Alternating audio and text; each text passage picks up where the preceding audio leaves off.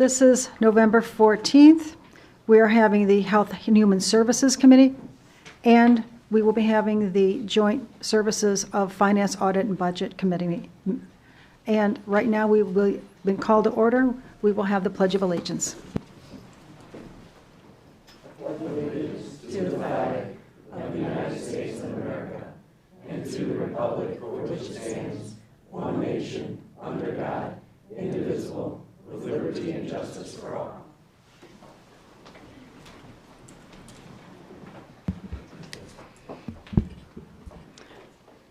I'd like to have an adoption of the agenda, please. Romano adopts the agenda. Motion for agenda. Support Nard. Thank you. The motion was made by Commissioner Romano and supported by Commissioner Nard. We'll take a vote, please.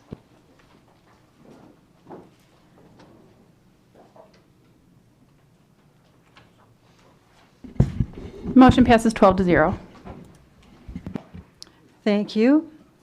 I'd like to have a motion for the approval of the minutes, please. Motion to approve 4A and B. Support. The motion was made by Commissioner Van Sickle and supported by Commissioner Farrington. Is there any discussion? We will vote, please.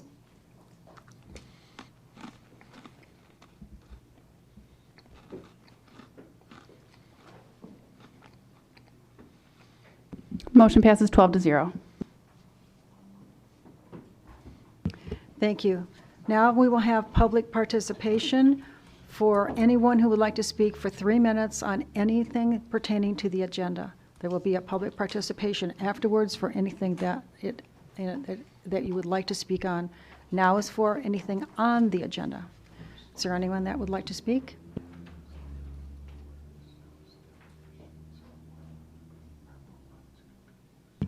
All right, public participation at this time is closed.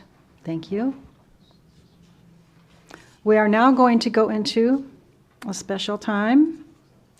We are having a proclamation awarding for Macomb County's the Pat Daniel Veteran of the Year Award for Lieutenant Colonel John Wallace. Commissioner Wallace, Antoinette Wallace, will be giving the proclamation. Lieutenant Colonel, could you come up to the podium up there, please? Oh, I need to have a motion to adopt by the full board for this, please. Was that Hall? The motion was made by Commissioner Hall and supported by Commissioner Farrington. Let me take a vote, please.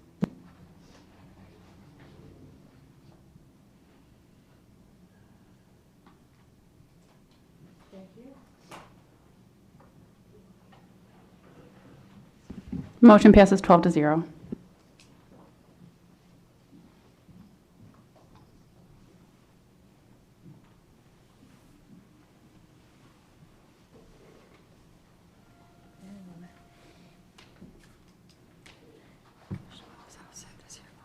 Okay, thank you. Well, I am honored to be able to present this award to Lieutenant Colonel Wallace. This is the 2022 Macomb County Pat Daniels Veteran of the Year Award. Lieutenant Colonel John E. Wallace leads the Macomb County Veterans Treatment Court mentor program, and he has been an essential part of the success of this program since the inception of 2012. At the same time, Colonel John E. Wallace worked with 41B District Court to launch the Misdemeanor Veterans Treatment Court.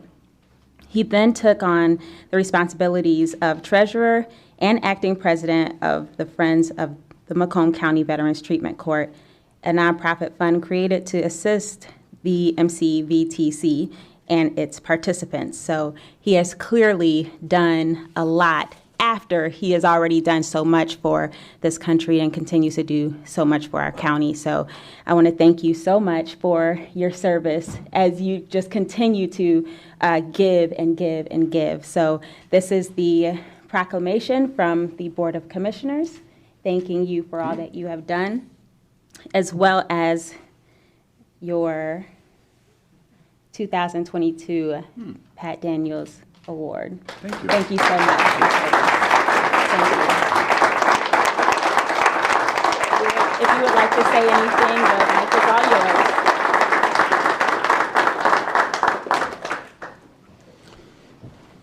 I was sitting in my office last Thursday, and I received a call from Judge Jokic, and she said, John, are you doing anything next Monday at 3? So I said, well, I don't know. Let me check my calendar. She says, well, just to let you know, you've been selected to be the Macomb County Veteran of the Year, and that's when the ceremony is going to be. So I says, Your Honor, I think I can clear my calendar for that.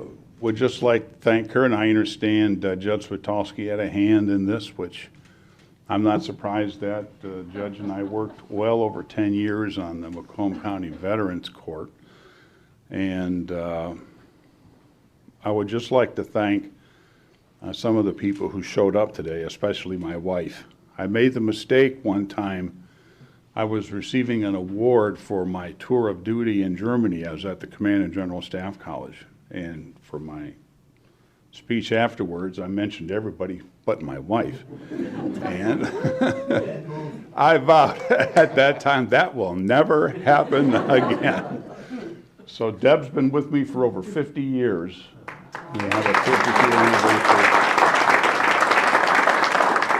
I made a promise to her that when we got married, I'd keep her in one spot, and I promptly joined the Army, and we made 26 moves in the next 22 years. Also, I would like to thank my daughter Christine for being here, because obviously she was with us for most of the time on active duty. Daughter-in-law Nicole, my two grandsons Johnny and Max. Laura Rios, who I've been working with not only with the Veterans Treatment Court activities, but also helping veterans with their claims. And Jason Clark, the gentleman in the salmon shirt. One of the things, I didn't want to say pink, but one of the things that I've been able to do for the last probably 7 to 10 years is to have veterans recognized at home games at Wayne State University. When we first started that, the athletic director wanted it for just the last game of the year because it was close to Veterans Day. And then we expanded it to every home game we honor a veteran.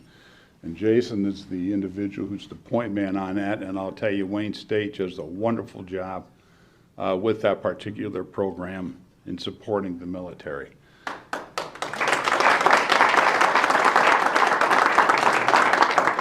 Most of you know Lori Smith, but Lori's been on the board of the 501c3 since we formed back in 2010. She's the secretary. She's been the secretary for all those years, and she's done a heck of a job, and I count her as one of my closest friends.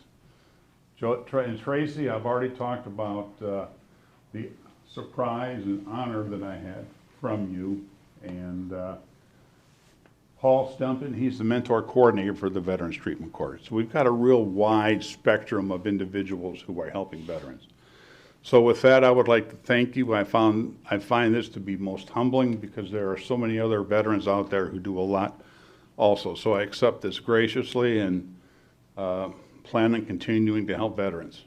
Thank you.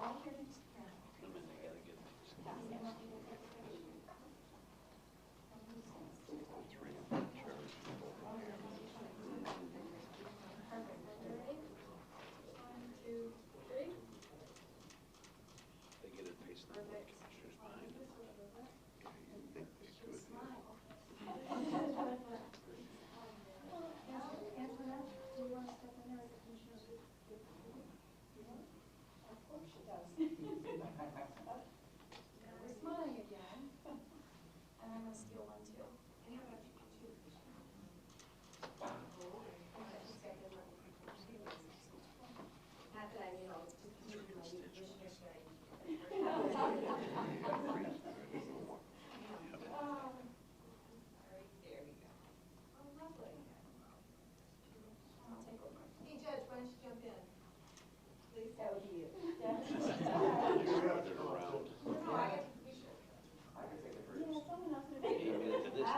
Oh, yeah.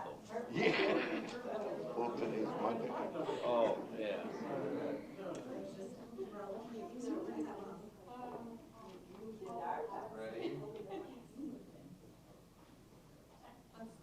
Everybody look at me really quick. I don't want to be done. Thank you.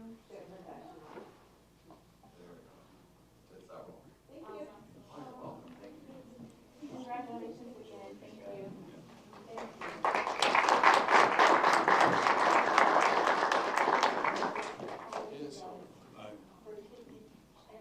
Can you excuse me for a second? I want to claim an alibi.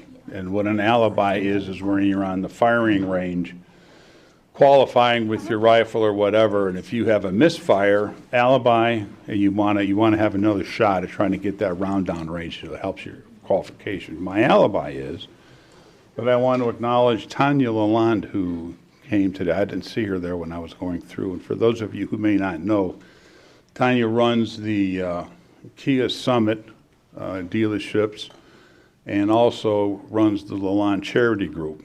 And they are the primary financial support that we get to support the veterans through our programs. So as soon as I saw her there, I said, there's no way I'm not going to be mentioning Tanya. So thank you for my alibi.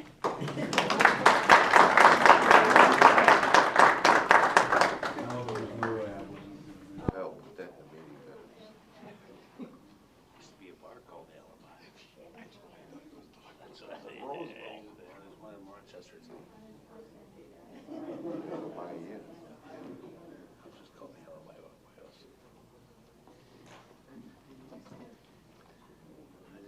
I didn't see Judge come in. All right, we're going to get back to business now.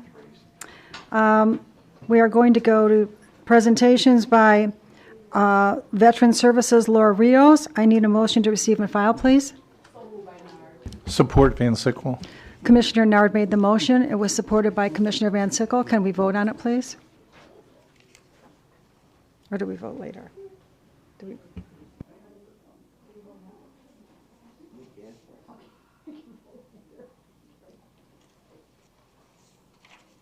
Good afternoon. Now you can, right? Laura, I have to apologize. Okay. We should have brought you up for one of those pictures, and I just didn't think of it I'm till we were all good. done. Yeah, Trust me, I'm good. good. Thank you. It's all about Colonel Yes, Wallace. Yes. Yes. So in front of you is my quarterly report that ended in September. Seems like a long time ago, but we did 9 outreaches by the end of September. I will tell you, gosh, we've done probably 15 outreaches just in October and November. But I have some good news stories to share with you. So the grant that I got for advertising, let me give you some of that data and how it worked. So a year ago, our hits, we're tracking 2 things: appointments, calls, and hits to our website. And a year ago, for the period of February 2021 through September 2021, we had over 30,000 hits to our website. Now that's probably 200 or 300% than the year before.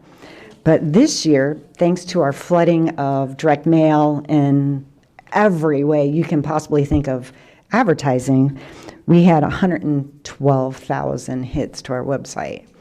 Our phone calls, we don't have the previous year's data because that system can't track that for us, and I didn't ask for it. I only asked for like a month last year. But on average, we're averaging 70 to 120 calls a day, which usually leads to appointments and benefits. So when you track that time frame from February all the way through till the end of September, we even get calls on the weekends. because it's even tracking the dates that we're not even there at the office for the voicemails. But it tremendously increased. We are seeing lots of people come to our door. We're facilitating tons of phone calls. And we're also seeing huge results with our filing disability claims. So other than that, the data, does anybody have any question on the data?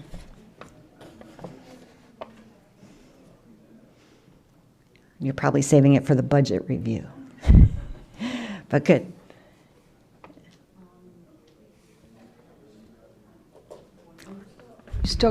Are you still going to continue, Laura? Yes, Okay, well, great. attached. Well, the budget review is like 5 items down on the agenda. So I'm not going anywhere. Okay, thank you. I didn't know, there is someone who I'll would do like the to budget speak to review, you. so I- five agenda items later here. All right, But I the didn't zip know- code, is the zip code, are you liking the zip code report? That's the big question. You like the zip code report? And also, just to let you know, with the, I was just on WJR. I was just doing WCXS Light Rock. And my message is call to action. Even if you don't live in Macomb, you can call us, we'll answer your questions. So we are tracking who we serve that don't live in Macomb, but you want to give that warm handshake to somebody else to make sure they're taken care of, right? You don't want them like, oh, you live in Wayne County, sucks to be you. No, we need to make sure that everybody is taken care of. So, but I will leave it for the next agenda item. Thanks. Whoops. Uh-oh. Commissioner Matusek has a question for you. Thank you. See? Well, we can't let you go that easily. Come Oh, I'm still here. That's right. I'm I under the agree. budget. I just wanted to say how pleased I am that you sort of latched on to that direct mail discussion we had earlier. I think that's really made an improvement in terms of outreach out there. And I think overall I have heard nothing but good things about the Veterans Department and reaching out to them. And I always know that when I refer someone, they're going to be taken care of. So I just wanted to say thank you. Thank you. You're welcome. Thanks. Thank you, Commissioner. Commissioner Song? Thank you, Chair. No questions, Laura. I just want to congratulate everyone, including you, that helped to pass the veterans millage. Over 80% of voters supported the millage, and I think that speaks volumes. Is that we all support our veterans, and I'm just very happy about that. So thank you so much. Thank you, Chair. Thank you. Thanks for voting. That's important. Having people vote. Commissioner and Chair Brown? Thank you. You mentioned thanks for your work on the millage and everything else you're doing, and you did a great job on the radio broadcast as well to let everyone know about it, about all the good things going on in Macomb County that you do. But you mentioned that you take calls from everybody, regardless of where they come from. We might not do their claim, but we're going to facilitate their call and give them and hand them off to the right county office. Yeah, absolutely. That's good customer service, right? That's what you Well, should do right now. When you're on WJR and it covers how many counties, and you're on an AM radio station, I'm sure people in Ohio heard about us. Yeah. As long as we don't need more staff to service the needs of Southeast No, but Michigan. we're going to answer their questions and direct them to the right location. Yeah, sure. And I started receiving calls this morning. Actually, I had like 10 voicemails because we weren't at the office on Friday. Yeah. But as long as I can put them in the right direction That's right. and take care of their, immediate questions. Well, that's right. That's right. Very good. Thank you. Appreciate it. I think we've already taken the vote, so we're good on that. What was do you have the number? The motion passed 12-0. Thank you very much. Laura, thank you very much. Thanks for that great report. Very exciting to hear. We are now going to go to Andrew in regard to paradigm removal service. Madam Chair, I make a motion to move to full board. Thank you. Commissioner Matusek made the motion, and Commissioner Nard supported. Thank you.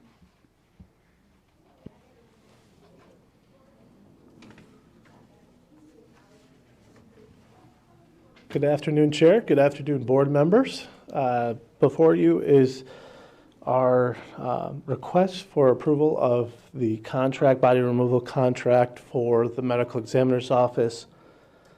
This was bid out. This is a 3-year contract. In looking in the bids, we are recommending to go with Paradigm. Because of several factors, this was the only bidder that really had a complete application.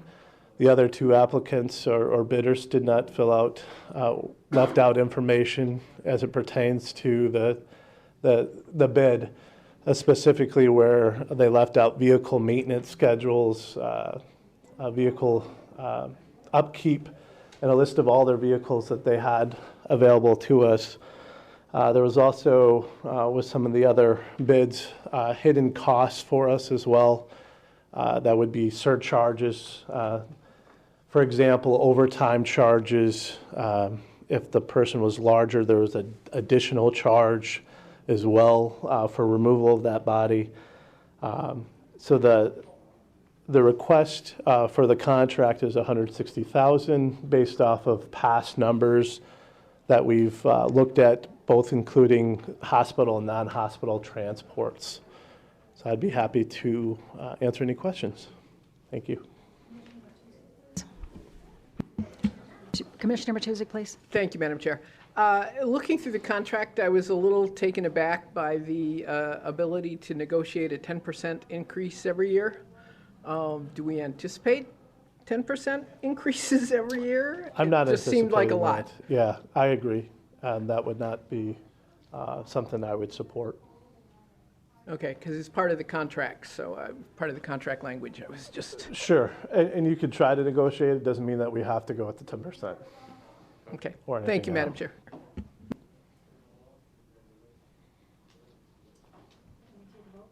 Can we take a vote, please?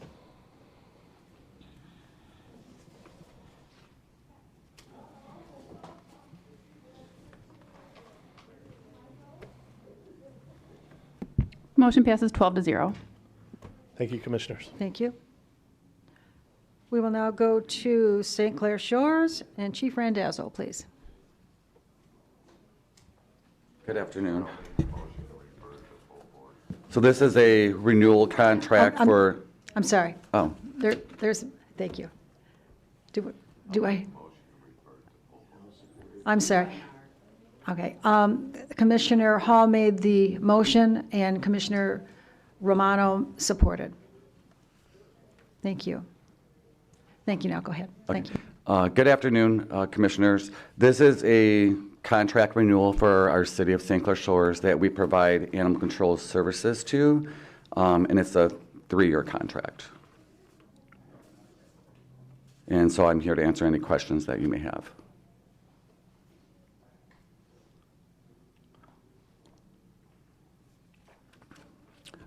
Nothing's really changed. in the contract. Commissioner Hall, please.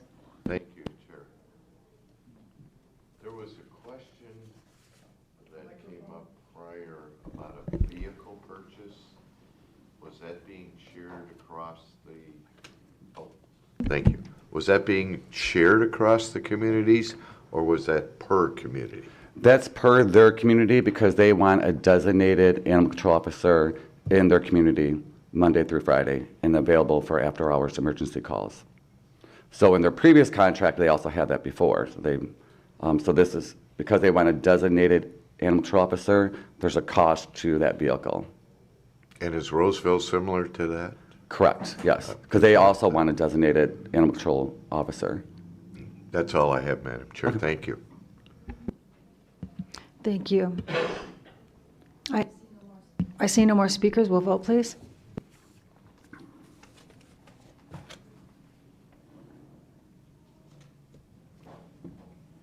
Motion passes 12-0. Thank you. Have a great day. We will now. Can I get a motion to full board, send to full board on the purchase of a Bell and Howell Quick Collect food locker system? The move to full board was by Commissioner Nard, and the support was by Commissioner Wallace. Hi, Ernest. Hello, Commissioners. This is something you've heard me talk about before, and this is for the purchase of a food locker. Food lockers are a way that we can provide extra access to our residents who need food support.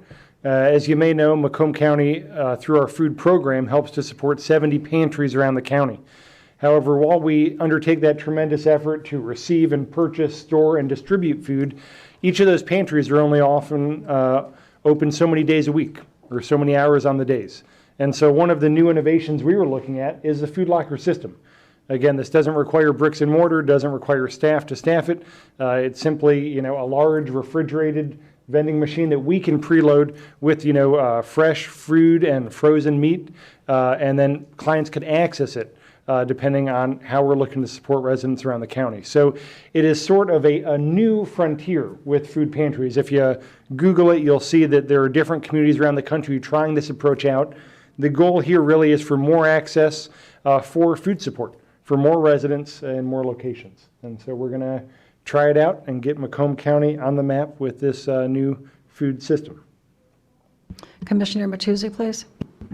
Thank you, Madam Chair. So where will these be distributed, and who will make and how will we make the decision about where they go? It's a great question. It's one we're looking into. Right now, one of the first ones we talked about would be potentially at the Verkulen building. That has the benefit of being right on the Smart Connect line, so it could have public transit. It's right across from the jail. People who didn't have transit could access it and get transit. And so we're really looking for that sweet spot. We have our whole map, if you'd ever like to see our GIS map of all the food pantry locations. So obviously we want something that's complementary. We won't locate it right next to a pantry, but we would like to have it somewhere that has public access, has a bus route, has a population potentially that needs after-hours service. And we could simply coordinate with them to get them a code. And then the case management is simply responding to them, giving them a code they could put into that machine right there and get it. So we're going to start out with one, and the Verkulen is looking like a good location for that first one. Okay, I think it's a great idea. I think it is helpful for folks who can't operate in regular hours because they're shift workers or whatever. That's right. But I also hope that we make those decisions that are sort of data-driven, so that we take into account populations and who needs where, how much. That's right. Is there transportation available? Because I think it's a great idea. Yeah, thank you. Thank you, Madam Chair. Commissioner Brown? Thank you, Ernest. How will this, try to envision how this operates, so someone comes in, punches a code, they could empty it out, and then it's hard to visualize what, how this is going to operate. Yeah, it's sort of compartmentalized. So you'd have so many different lockers within one machine. And so if we gave you a code, we could give you a code either for canned good and pantry goods, shelf-stable goods, fresh pantry groceries, frozen meat, refrigerated dairy. So we will choose what bundles we want to put in each one, and the code you're given will be for just one of those lockers. Will they be stocked for just one individual, like one quantity, like can of corn or whatever it happens to be? There's only a limited supply in that locker, so that they don't. You can't clear out the whole locker. Yeah, there are many lockers within one unit, and so we're going to look at, as Commissioner Matuzik mentioned, what is the need? What are we responding to? What should we stock it with? Maybe we stock it with a bunch of bags of groceries, and we find out people want more frozen meat or dairy. Are they customized? Are those individual lockers customized to the client based on their request or their need? Which is the same It depends on how you'd operate it. Usually, you might just stock a standard set of goods within, the lockers of the unit. And then when a client calls, you ask them questions and you say, well, I'm going to give you this code because it responds to your needs.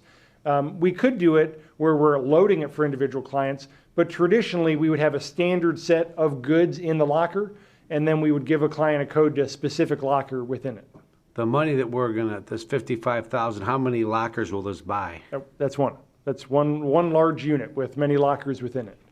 And so it's just one location that we're looking to test out. So we got one spot in the county we're going to spend to put this locker.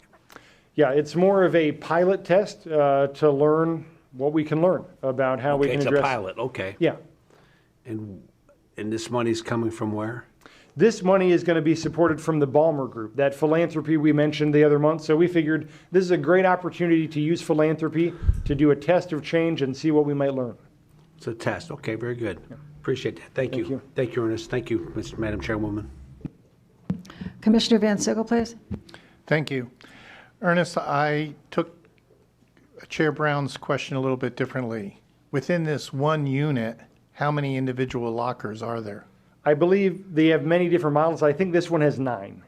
So 55,000 for 9 units, 9 spaces. Yeah, $55,000 for a vending machine sounds like a lot. You're right. I hear your question. They're loud and clear. I can tell you that, again, there aren't many manufacturers of this yet. This is sort of an innovation being tested around the country. I imagine in 5 or 10 years' time, you might see a dozen different people producing this, and the costs have dropped. And we'd love it if the equipment costs would drop. We could spend more on food. Does this unit, is it a standalone unit that sits outside, or does it have to go into a building? Standalone loan unit that sits outside. And where are the operational costs going to come from? Well, the operational costs we manage like the rest of our food pantries. We already have a centralized distribution and supply chain, and so we would work internally to stock this and see how we can distribute it through this new venue. So you're going to have travel to and from the unit to supply it, and then you're also going to have electricity for That's right. operating costs. That's right.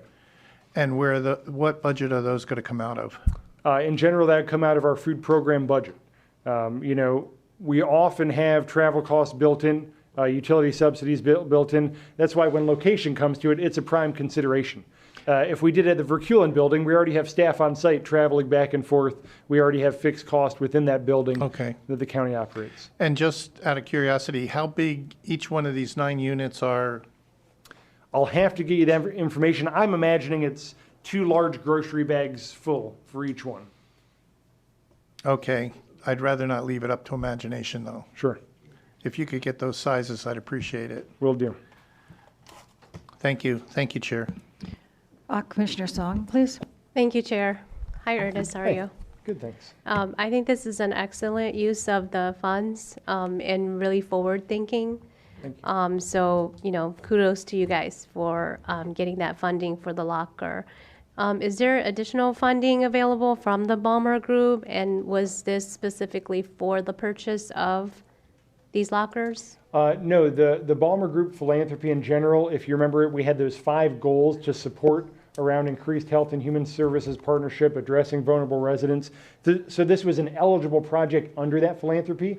Obviously, while $1 million sounds like a lot, in county government, it goes pretty thin if you spread it too far. So right now, we're just looking to test the one location, see how it goes. In a future year, we could decide it's impactful, it's innovative, and we might want to fund another locker through philanthropy. But at this time, we're just proposing the one as a pilot.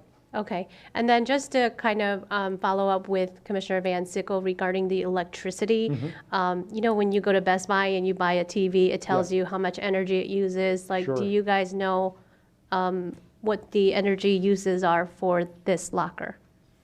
I do not know that off the top of my head, but I'm happy to follow up with that and the space dimensions of the lockers in the unit. Okay.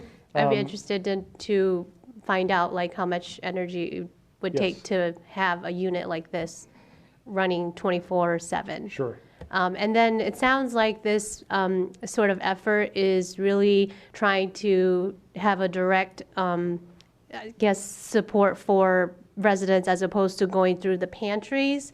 Is there any plans to, collaborate with the pantries to see if they could possibly be a place where you could put these lockers, or if there's other funding sources available where you could, utilize the pantries as sort of that middle person as opposed to...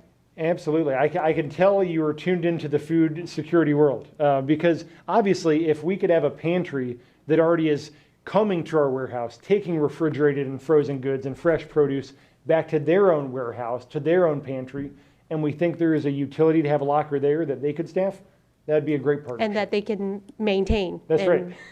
That's right. The utilities and things like that. I can guarantee you that as we look for other locations and we're looking at the lessons we learned, a pantry partnership could be a great prospect.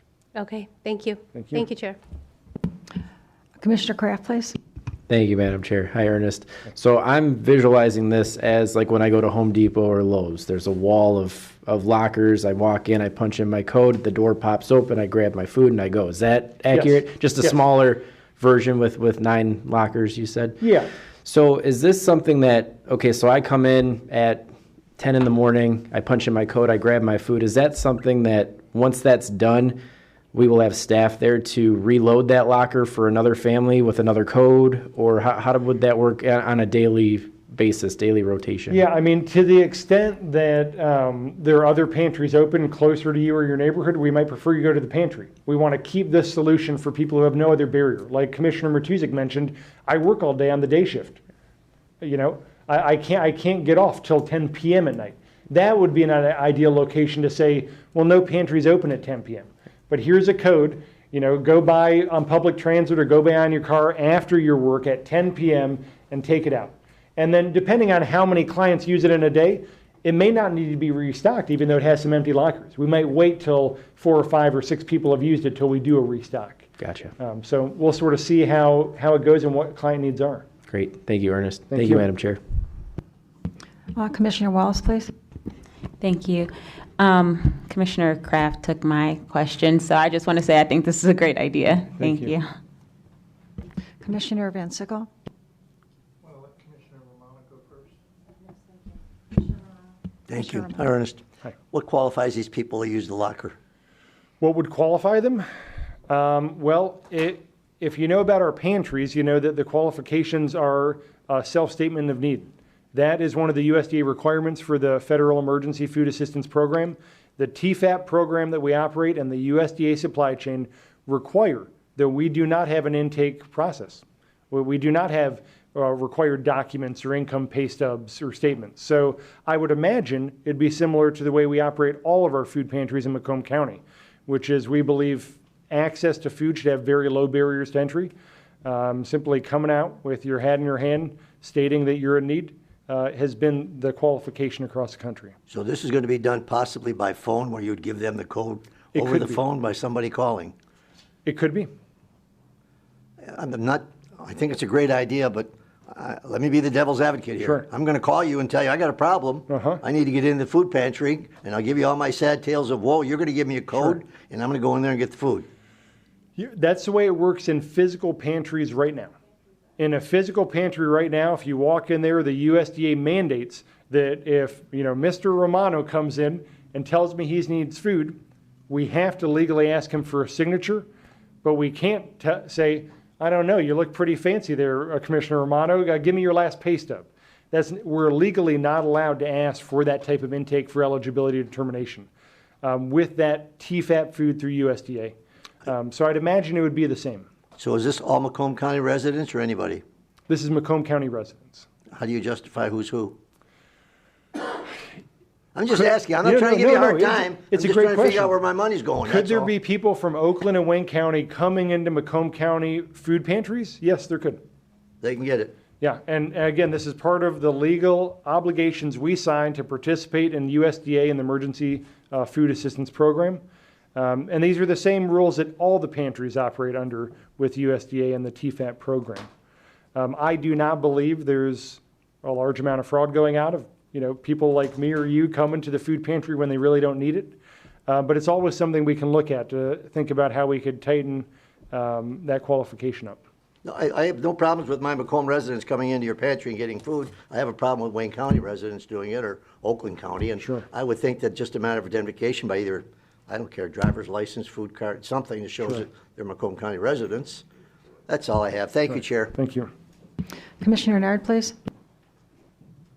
Hey, Ernest. Actually, Commissioner Romano, he asked everything I was going to ask you. That was my concern, was like, do they show a driver's license, and are they Macomb County residents? I mean, we're already a donor county, so to speak. We're taking care of everybody else. And I just want to make sure that we're taking care of our residents. So that was my same question. I was concerned about that. I wish you guys would kind of look into that, even though it's a good idea. But we want to make sure we're taking care of our own. That's right. We'll do. Okay. Commissioner Van Sickle. Thank you, Chair.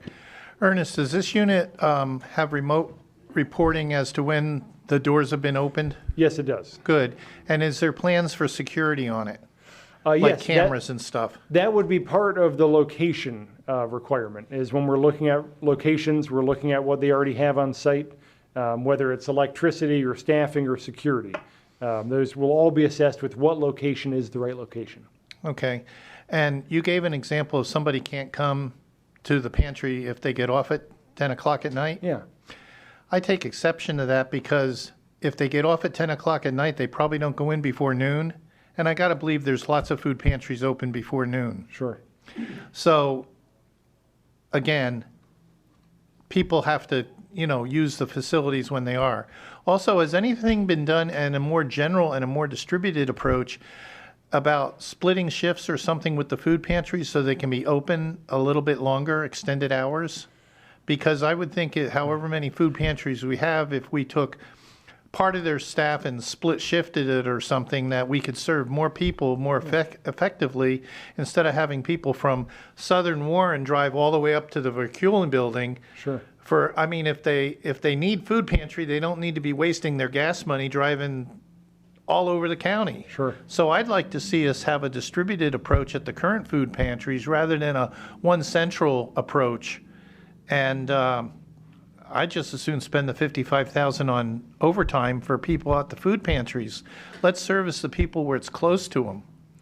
Sure, it's a great question, and predominantly most of our food pantries and distributions are, 15 mile and below in Macomb County. Most of them are operated by churches with their own parishioners, but it's a great idea to ask whether or not some churches who don't operate a pantry might want to volunteer at another that does, or whether pantries that are open Tuesday and Thursday might have volunteers to go to other pantries that are open Monday, Wednesdays. So are the food pantries mostly volunteer operations? Yes, they are. Well, it's too bad we can't get some volunteers to extend the hours so that we can service more people because, like you say, they're mostly below 15 mile? Sure, yes. And Verkulen is way up there, so why would we want to have them go for that far? And if you want to put one of these out there, why not in the middle of where all the pantries are? Yeah, I think it's a great question about location and what's the most complementary. And we can look at all of that as we assess where it should be placed. Thank you. Thank you, Chair. Commissioner Matusek?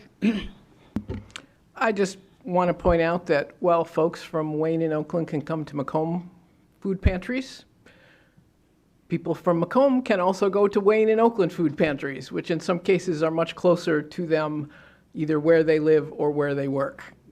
This is a community-wide need, and we should address it as such. Thank you, Madam Chair. Thank you so much. One of my points, so we can check that off. Also, this will possibly be a test location, as Ernest said. So if, one, they're going to research more. Two, if it will be placed there, it will be a test location to see how well it goes. And then if we get more funds, we can put it in more places. Of course, you don't want two of these in Mount Clemens. You want it to be spread out where the need is. Also, I think we already made the point about the food pantry, which most are in churches, so you're not going to get many hours, and it's volunteer based. So of course people will sign up, but it's only like 2 hours. We have one in one of the neighborhoods in Mount Clemens. It's open maybe 6 hours a week. So you don't have that opportunity. I have a tenant that works 2 jobs. She comes home after her kids get off of school, makes sure they have dinner, and goes back to work. So she is just one of many examples of why those basic hours for one person doesn't work. So, I know if they get off of work at 10, you would think they're available before noon, but that's not for all cases, especially for single mothers that are only home for a few hours to spend with their kids. So I think that this is a great opportunity for people like that in that situation. Even though they may only be in that situation for a short period of time, this would be something that would be of great help to them. Thank you. Ernest, I have a couple points. A lot of them were already brought out. How many food pantries have long hours or very low costs? Are there low, I know there used to be low-cost stores for people with low budgets. So which of those questions can you answer? I'm not sure what you mean by long hours. Well, something more than 2 hours. Many pantries are open in 2-hour increments due to volunteers. Some are open for 4. I could get you a report on all the different ones. We have about 70 pantries. Most are all open at least 2 days a week and at least for 2 to 3 hours a time. And that's the way it's always worked. To Commissioner Van Sickle's point, a lot of people, they make a way to get there when they need to get there. And they might know in their neighborhood, one's open on Monday afternoon, one's open on Thursday during the middle of the day. And so I could get you an hour report if you would like from that. I am not aware of low-cost grocery stores, but I'd love to learn more. There used to be one, and this is several years ago, on Groesbeck near 15 Mile. I don't know if it's still open or not. That was before there were so many food pantries. I wasn't aware that they were open, so, I mean, you have 70 of them. I didn't realize they were open for such a short span of time. It's really one of the signs. Volunteerism makes a lot of human services go around. And this is one of the prime examples of where volunteerism really helps us get more money dedicated to food, to getting it out to the community. And if volunteerism stops in this county, we would have a significant challenge to deliver this much food to residents. Well, how many would you eventually expect to put into the county of these food lockers? Of the food lockers? It's a great question. You know, one theme we've had this past year is we're looking at mobile distribution, right? So we're looking at more pantry locations. How do we support them? Can we deliver food if they can't make it to it? And this is just one more tool in the toolbox to say, would this help access for some clients? As Commissioner Wallace said, maybe most clients won't need this, but maybe some would. I couldn't imagine needing more than a few of them, but as to Commissioner Van Sickle's point, is it in the right location, meeting the right need? And to Commissioner Kraft's point, could it be partnered with, or Commissioner Song's point, could it be partnered with another pantry? So that the pantry is the location you go to, and even if they're closed, you know that the locker's there. I think those are all good things to look at. Thank you. Commissioner Howell. Thank you, Chair. I want to thank Commissioner Wallace for putting this in perspective. Volunteers run the food environment, right? That's right. We have one in Roseville over at Bethany Lutheran Church. Yep. I've been there, I volunteered. They are open for certain hours. You don't dictate to volunteers when they can volunteer. That's right. Or they're no longer a volunteer, they're a paid participant by Macomb County, right? What you're proposing here is I'll use the term experimental program to see if this works. There's not enough food centers out there right now. I just heard on the radio driving over, they're expecting a 10% increase in need before Christmas. So I applaud you on proactively thinking, Ernest, on how we can address the need. We can't dictate to volunteers. You can do a survey all you want of when the food centers are open, and that's not going to do us any good. It's not going to help those in need. You've already explained, I think, a dozen times this year, the restrictions on who can obtain the foods. We've all seen the lines. We've all seen different situations and went, oh, why is that person there? Because the law dictates that person can be there. So what we're voting on here is your proposal for an experimental program to see if that can increase the amount of food center. I'm not even going to say eliminate. You're looking to increase participation through these lockers. Do I think 9 lockers is going to solve the food crisis in Macomb County? No.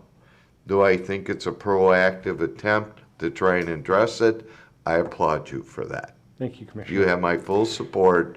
I hope you come back and tell us this is working and the price goes down and you need 100 more of these. I hope all of That's my that's true hope. too. And if you want the hours to increase at the pantries, look up your local pantry and volunteer. Well, yeah, go right ahead and say that again. Thank you, Antoinette. That's all I have, Chair. Commissioner Van Sickle? Thank you. You mentioned there's about 70 pantries in the county. Yes. Is there a list where somebody who is in need can go look at the list and compare all the hours and see what they can do? Yes. In fact, we created a map during the pandemic. And I can send you the link, but our planning department helped us put it all on a map of Macomb County. Do we have that information publicized at the various food pantries so that somebody who comes into one can say, oh, there's another one closer to me or something? I'm not sure if it's promoted at the pantries. I can check into that. But we did create the map for just that reason, so that people could see everything out there. The Right Connection has them all. Yes. And food.net. MISD, the Macomb Intermediate School District also operates the Right Connection, which has a map of them. And we created that GIS map, which also shows all of them on a map. Does the Veterans Organization have that information too to publicize? We're on the same list as a countywide, and we do have our own dedicated Veterans Food Bank on 15 Mile Road run by Vietnam Veterans, Chapter 154, but we are part of. But we're not going to refuse veterans at the other ones. No, we don't. No, we don't. But Yeah. that one is dedicated, and actually they give them like 3 to 4 weeks worth of food. And twice a year versus all the other pantries run it once a month maybe. Because as you brought up, Laura, advertising works wonders to get people to know about things. Mm-hmm. And so I'm wondering if we should advertise more on the food pantries. Sure. It's a great suggestion, although I can tell you right now. The word gets out. And yes, the supply chain is tight and money's going less far than it used to. Thank you. Thank you, Chair. Commissioner Nerd? Just wanted to add something to agreeing with Commissioner Wallace and Commissioner Hall. There's a pantry in my area that feeds over 2,000 families a month. And I'm quite sure for Christmas they're going to need to do more. So this will be a good testing ground for that. So I am in total, thank you. I am in total agreement with you doing that.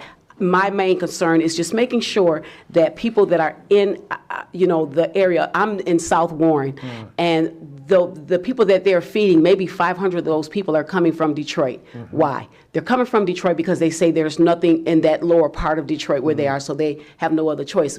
We don't want to turn them away. Sure. So this would be a good thing if you can even get that closer down where the need is. Sure. If they're feeding over 2,000 families a month, and we know Christmas coming, Thanksgiving's coming, we know it's going to be more than that. So this is a good test pilot. This is a good thing, and it's all volunteer. They don't accept a dime. They get no money, and I watch them. Yeah. And me having at some point in my life had to get this, I know how important that need is, raising 3 children by myself, working two and a half jobs, and trying to get home in time enough to get to a pantry before they close. So I know how hard that is, and I do commend you for coming up with something, because we got to take care of the cry. I was speaking with somebody today about we always going around figuring out how we can do things, but people are crying. We need to first stop the crying so we can hear what's going on and make solutions. And this is that stop of the cry right here. Thank you, I really Commissioner. appreciate you for that. Thank you. Yep. I wonder if these food pantries know that there's a possible concern. I mean, do they know that? Concern about what, Commissioner? People not being able to come to there. I wonder if they're aware of that. I mean, I wonder if they just even Yeah. know in certain areas that there might be a concern. I think in general they do. I think the question is if they're getting all the food that they brought in out every month. I mean, they might just say, well, we're limited to our volunteers. This is when they're going to come, and it's enough to get all of our food out.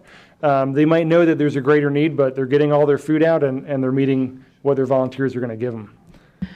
Commissioner Farrington, name, please. Thank you, Chairwoman. And this might have been asked already or commented on. Back in 2015, I created the law to get rid of the liability for those that donated food, so it's always been near and dear to my heart.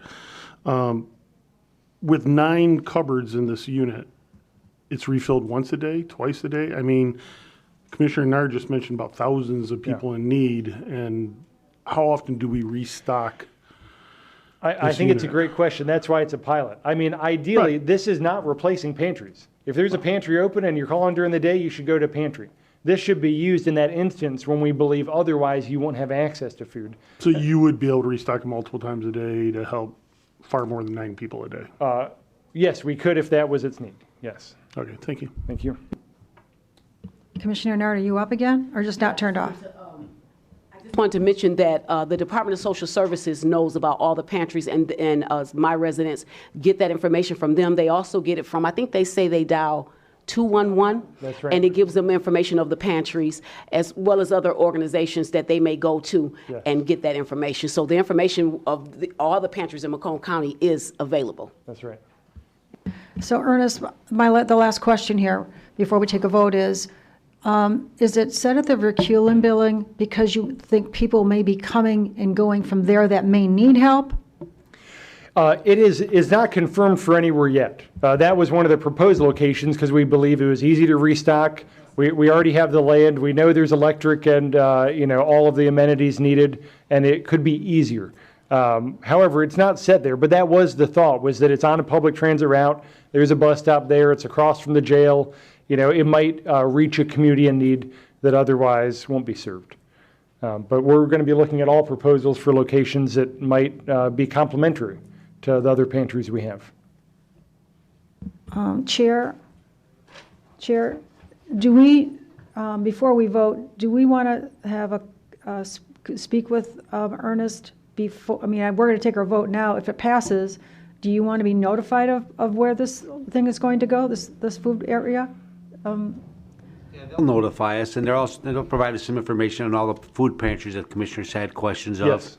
And we'll provide it to everybody, but yeah, we'll receive due notice, and I'll share it with the board when we're notified.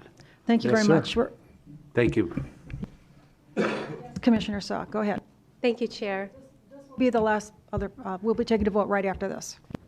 I'd love to be there when you guys break ground on the sure. locker. And for anyone that's listening, I would implore you to go and volunteer at any one of these 70 pantries. I think that this locker is really important because there is a stigma when you enter a pantry and you know that you need food. And so I don't think that, there should be no question as to the people who show up to ask for the food, and that we should be, in a no judgment zone. So I would recommend all of you guys to volunteer some of your time at these food pantries and to learn a little bit more about the process and to help where you can, because there is a great need out there. Thank you, Chair. Thank you, Commissioner. Well, nobody should have a stigma at people who are there. People should just keep their business to themselves, and we should be happy that people are there to get food. We'll take a vote, please.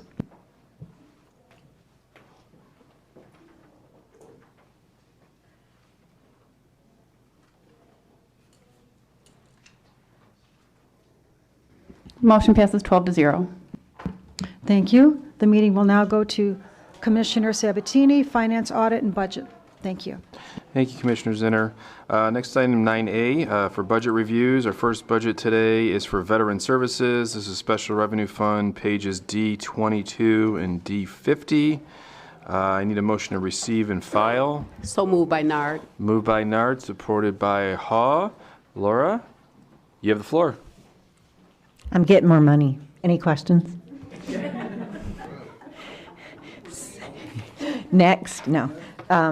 So I'm projected for my MVAA grant, which is the state grant that has paid for most of the advertising.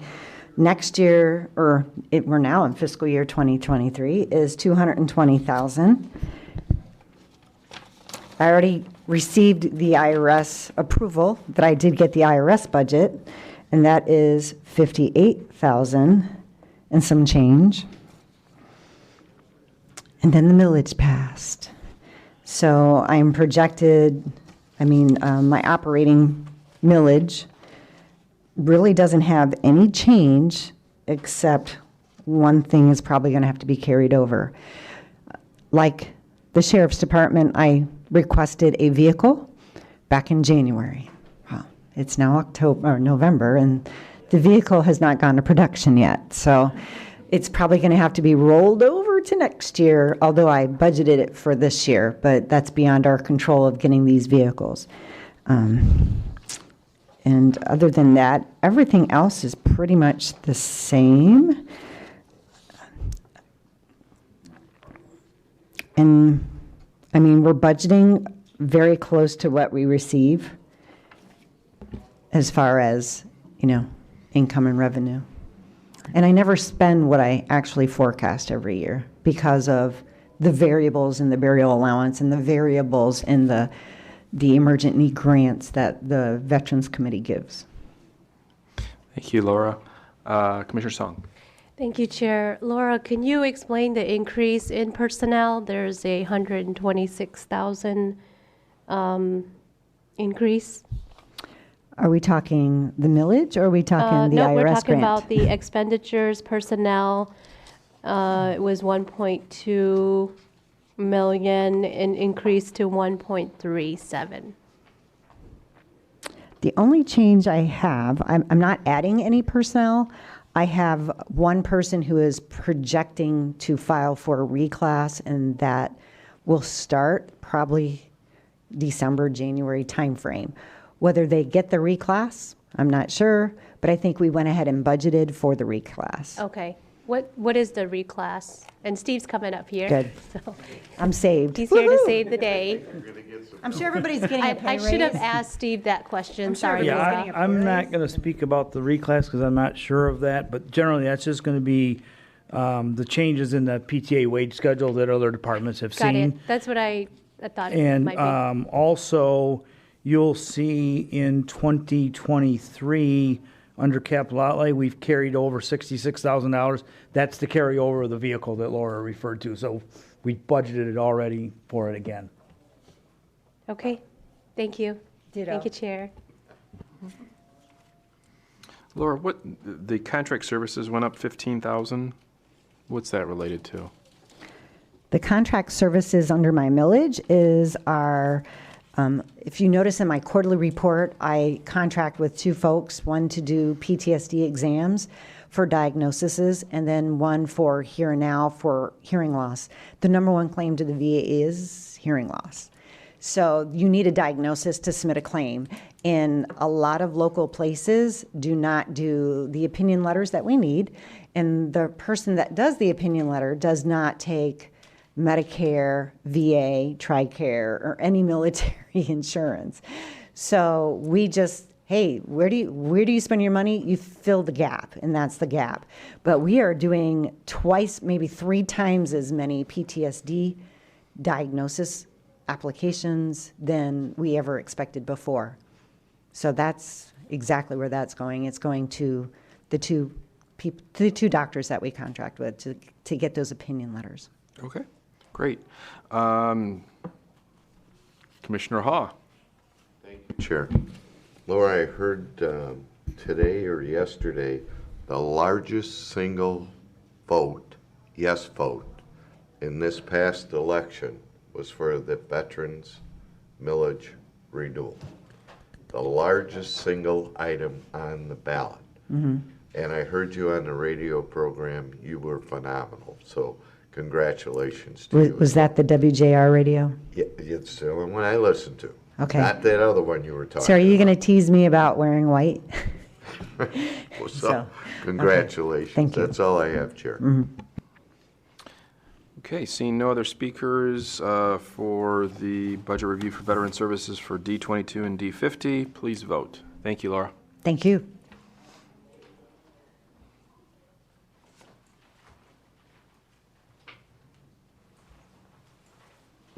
Motion passes 12-0.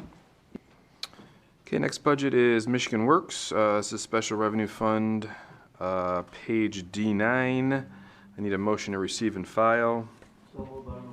Support by Nard. Moved by Romano, supported by Nard. Chris, you have the floor. Good afternoon, everyone. Again, as you had mentioned, this is a special fund. This department is entirely grant funded through a combination of formula grants. It's been kind of an interesting year for those grants.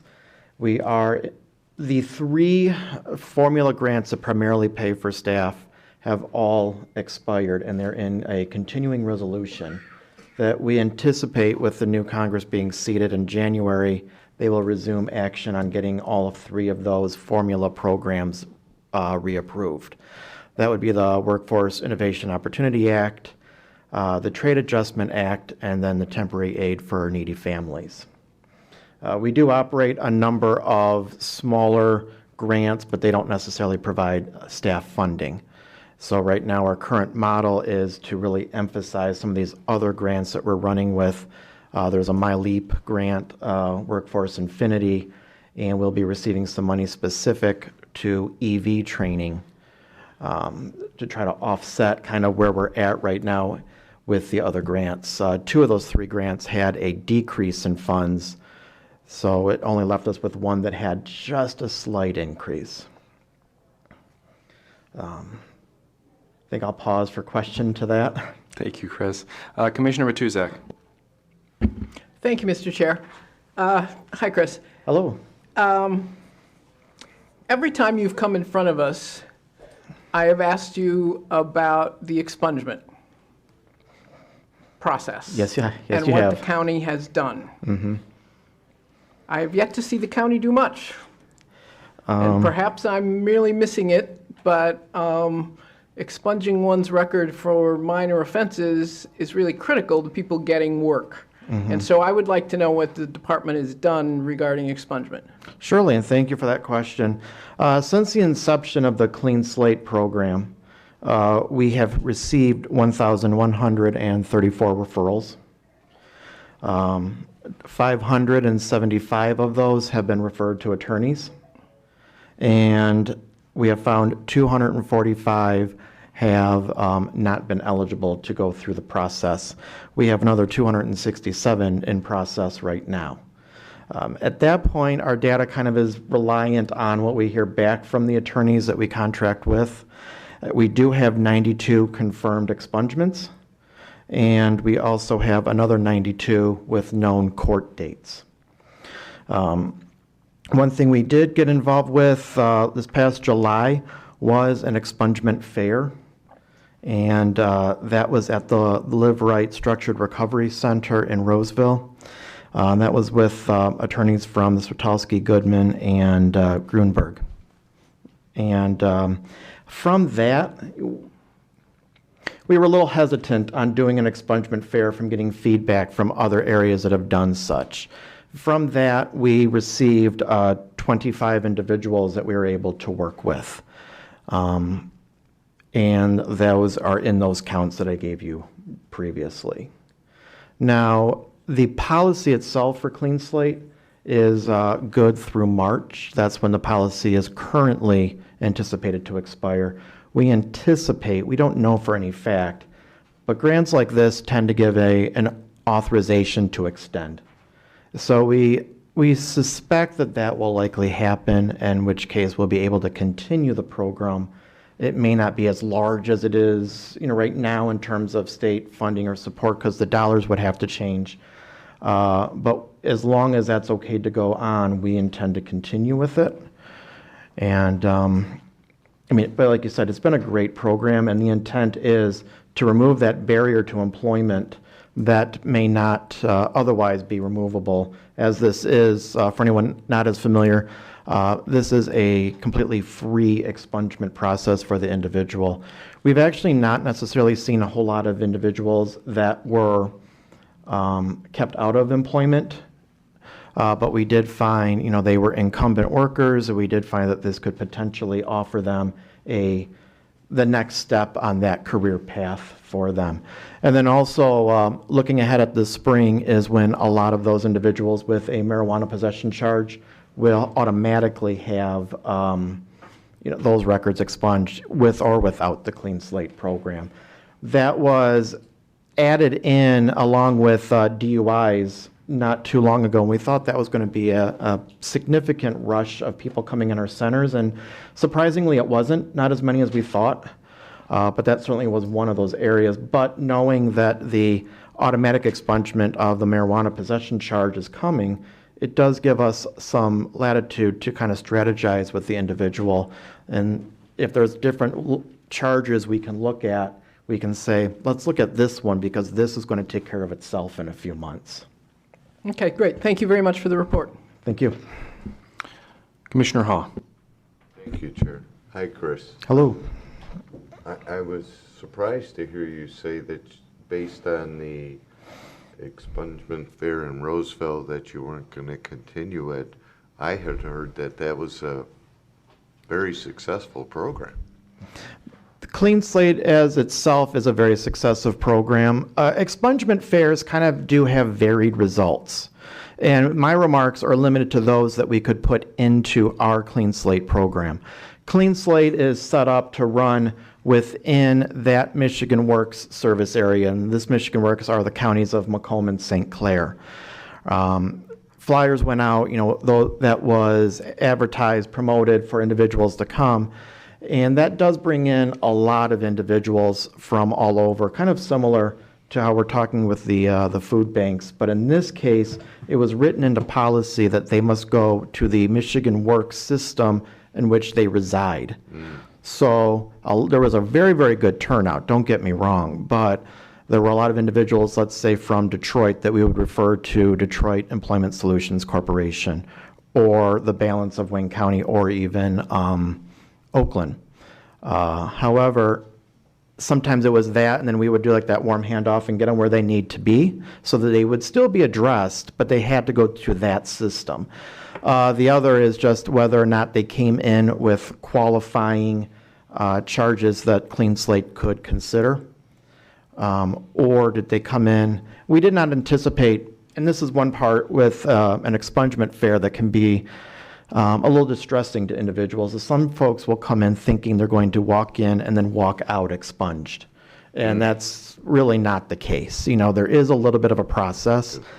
And so the intent that night was just to get the beginnings, get some paperwork started, get them into our system, and then we could follow up with them when they would have appropriate documents or, continue that process.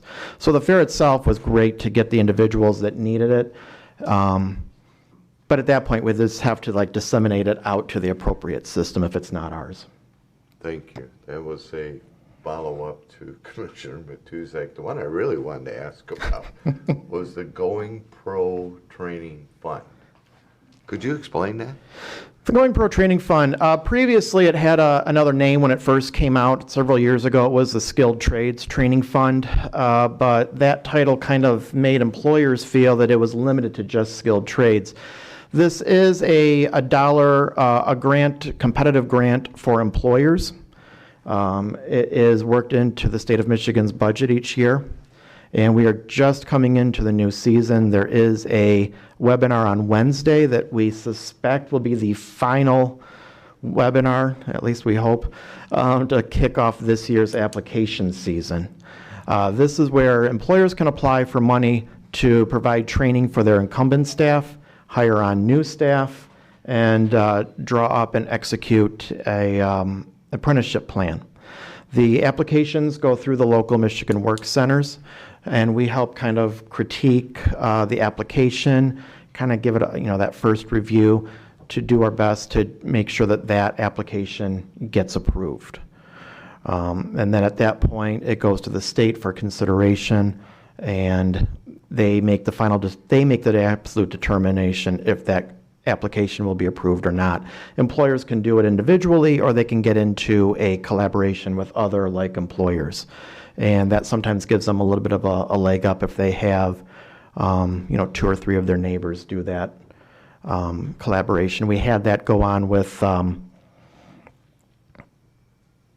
ACIDS and, a few of the food production companies in our area. So when you say the employer utilizes their local district, is that the district in which the business is in? Correct. Okay. Or in some cases, it may be an employer that has presence over several. They can work independently based on their operation, or they can ask to work exclusively with one Michigan Works. Okay.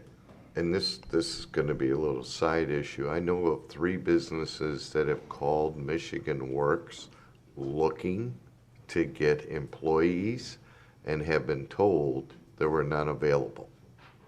How does that work? That doesn't make much sense at all. I would love to talk to you offline and get more information. That's what I was hoping you were going to say, because I didn't have an answer for that. I don't have an answer for that either. I can tell you that the workforce is out there, but this economy is not as strong or weak as it looks. It's a very interesting economy right now. It's acting very, very strangely. It hasn't straightened itself out yet. The workforce is certainly out there. However, our workforce shrunk during the recessionary decade. Michigan never truly recovered as a state for the number of workers, and the pandemic has also impacted that. We have not seen a recovery from that. Our labor participation rate for the state is at 60%. And some folks, and I mention this, but I don't, I mention it to try to alleviate any confusion. I have not seen, I just looked this morning, I have not seen October's unemployment rate posted yet. September's is still posted, and that's at a 3.4%. I've been watching it since July, and every month it would go up 0.1%. And technically, every time we're under 5%, we call that full employment. But that's not the end of the story there, because the unemployment rate only counts those actively receiving benefits. And the moment that their claim, an individual's claim, could be held up, or they hit the end of their allowed number of weeks, they're no longer counted in the unemployment rate. Whereas the labor force does, whether they're collecting or not, whether they're employed or not. So we do have a lower labor participation rate than we would want to see, but the job seekers are certainly out there. We haven't seen the crowds in our centers like we saw back in 19. The traffic on our website has increased. We have opened up over the pandemic some of our more virtual ways of providing service, but we have not seen as many feet come through our door as we were accustomed to right before March of 2020. Yeah. There are certainly workers. I'd love to talk to you a little bit more offline and find out where they're hearing that information from, because that is absolutely not the message that we'd be giving out of any of our career centers. Thank you. Thank you, Chair. That's all I have. Thank you, Chris. Commissioner Brown. Thank you. What's Macomb County's unemployment numbers? 3.4. 3.4, and that's a pretty low number. Mm-hmm. It's what innovations or what do you see? What trends do you see that your agency's done to be successful, to get people into training? There was a lot of workforce training. A lot of workforce training money came into the state during the recessions last time, and a lot of that stuff kind of seeded programs and new ideas. Is there anything that you're seeing that you're doing to train workers that are displaced? That or is there sectors of the economy that you view as being good places to steer them? I would tell you our 2 most popular we've seen people come in for is our nursing and our transportation, CDL license for truck driving. On the CDL, one thing we do see, conversely though, is a lot of people go for that. I think they sometimes look at it for the length of the training, and they see the initial salary that may be advertised, which may or may not always line up. And a lot of people say, okay, that's easy. I drive something somewhere and I get paid. I'll do that. However, what we find out when we have to measure our employment retention is after a while that wears thin, and it's not as exciting as when they first started it. And especially right now with rising costs, they're not seeing those salaries that they would see earlier on. We are working right now at the very beginning of a new plan to identify transportation and make it something a little bit more palatable longer term, and getting into more of a customized training model where we're going to be working with local employers and sharing the cost of the training, where the local trucking schools will still get their payment. We'll work with them on that, but will involve an upfront hiring agreement with a company that has a transportation need.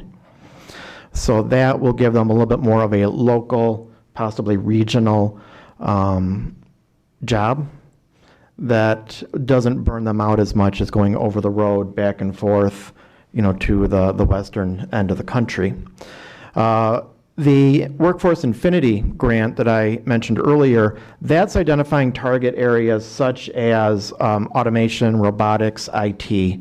It's tagged for very specific occupations.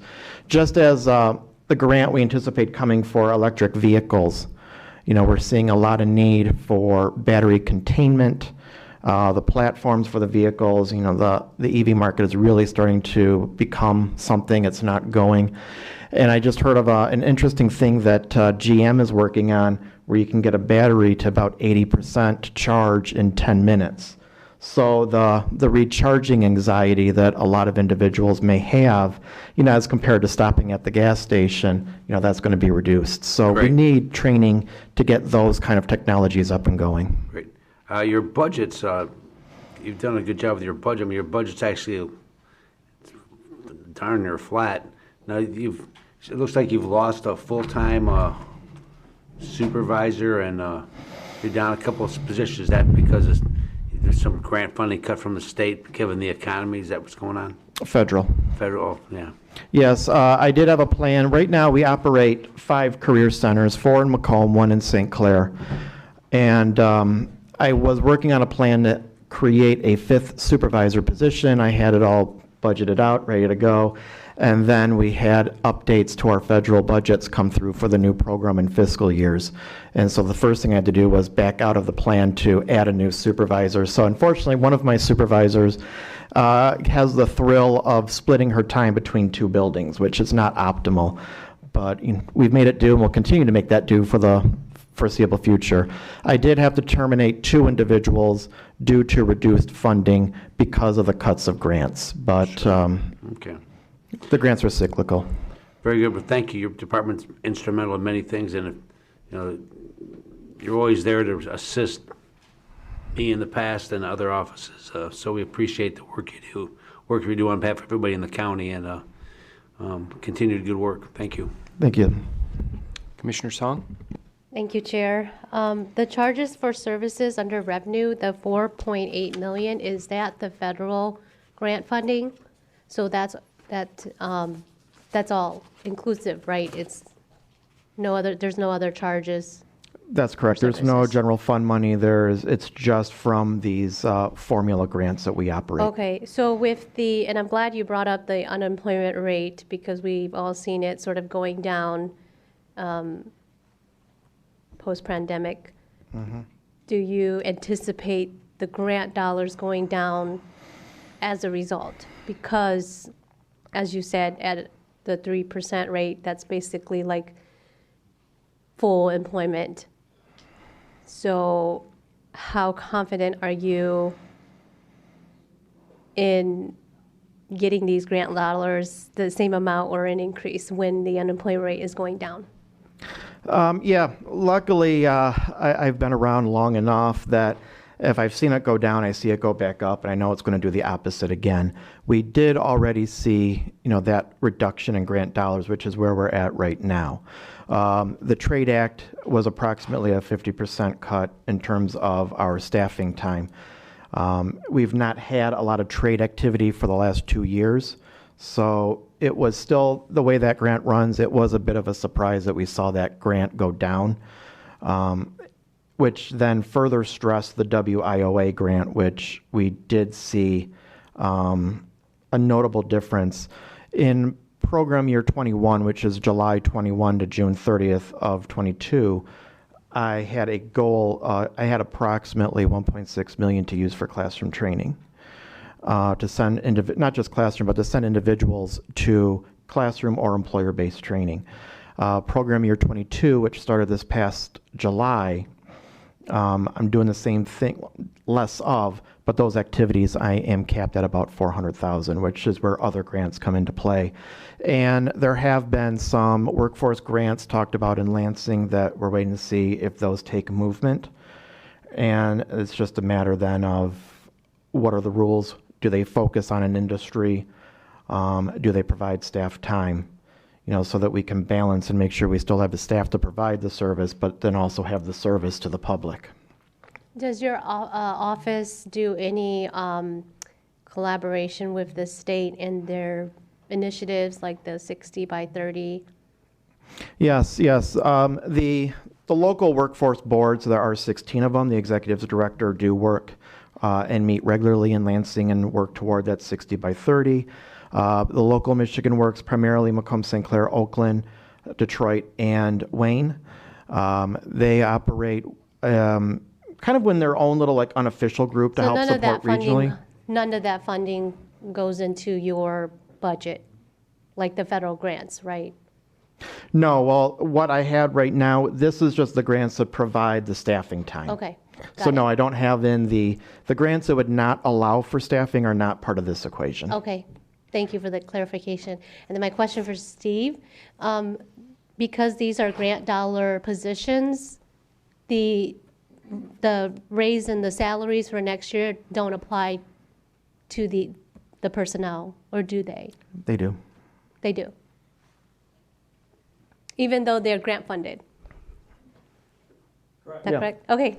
All right. I want you to Thank get some word in. Sorry. Thank you. Thank you, Chair. Thank you, Commissioner. Seeing no other speakers for the budget for Michigan Works, please vote. Thank you, Chris. Thank you.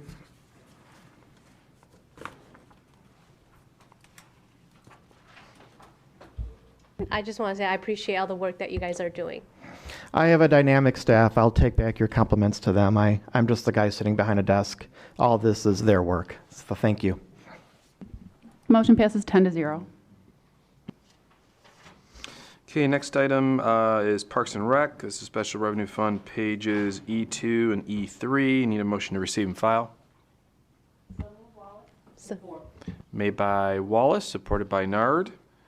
I don't know if, Steve, are you speaking on Parks and Rec? Seems pretty straightforward. I can talk dollars. I think Vince Viviano was unable to join us today. He's really the person to talk to about operational questions. The dollars are pretty straightforward, pretty consistent from year to year. I mean, I can talk a little bit about what's in the numbers if you so desire. I don't have any speakers yet, so I'll ask one quick question. In regards to the transfers in, we've got a healthy fund balance here. Why do we need to transfer in $86,000? Well, if you look on the next page, the fund balance has two components. One is really the net book value of the physical assets at the park, which is basically $1 million, almost 2/3 or higher than that of the fund balance. The unrestricted is what we look at in terms of cash on hand, if you will, and you'll see that that's actually being drawn down on every year.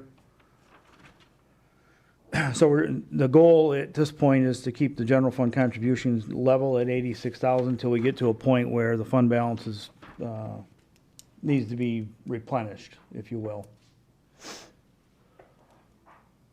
Okay. I do have something to add to this, though. So under 2023, under capital outlay, that number needs to be another $150,000 higher. So we can revise this, and that's because on the 2023 capital plan, there's a replacement of the storage shed. If you look at the capital plans for $150,000, it's identified as being funded by another source. That's this particular fund. So we'll update that page. Okay, seeing no speakers, that's it for the Parks and Rec. Please vote.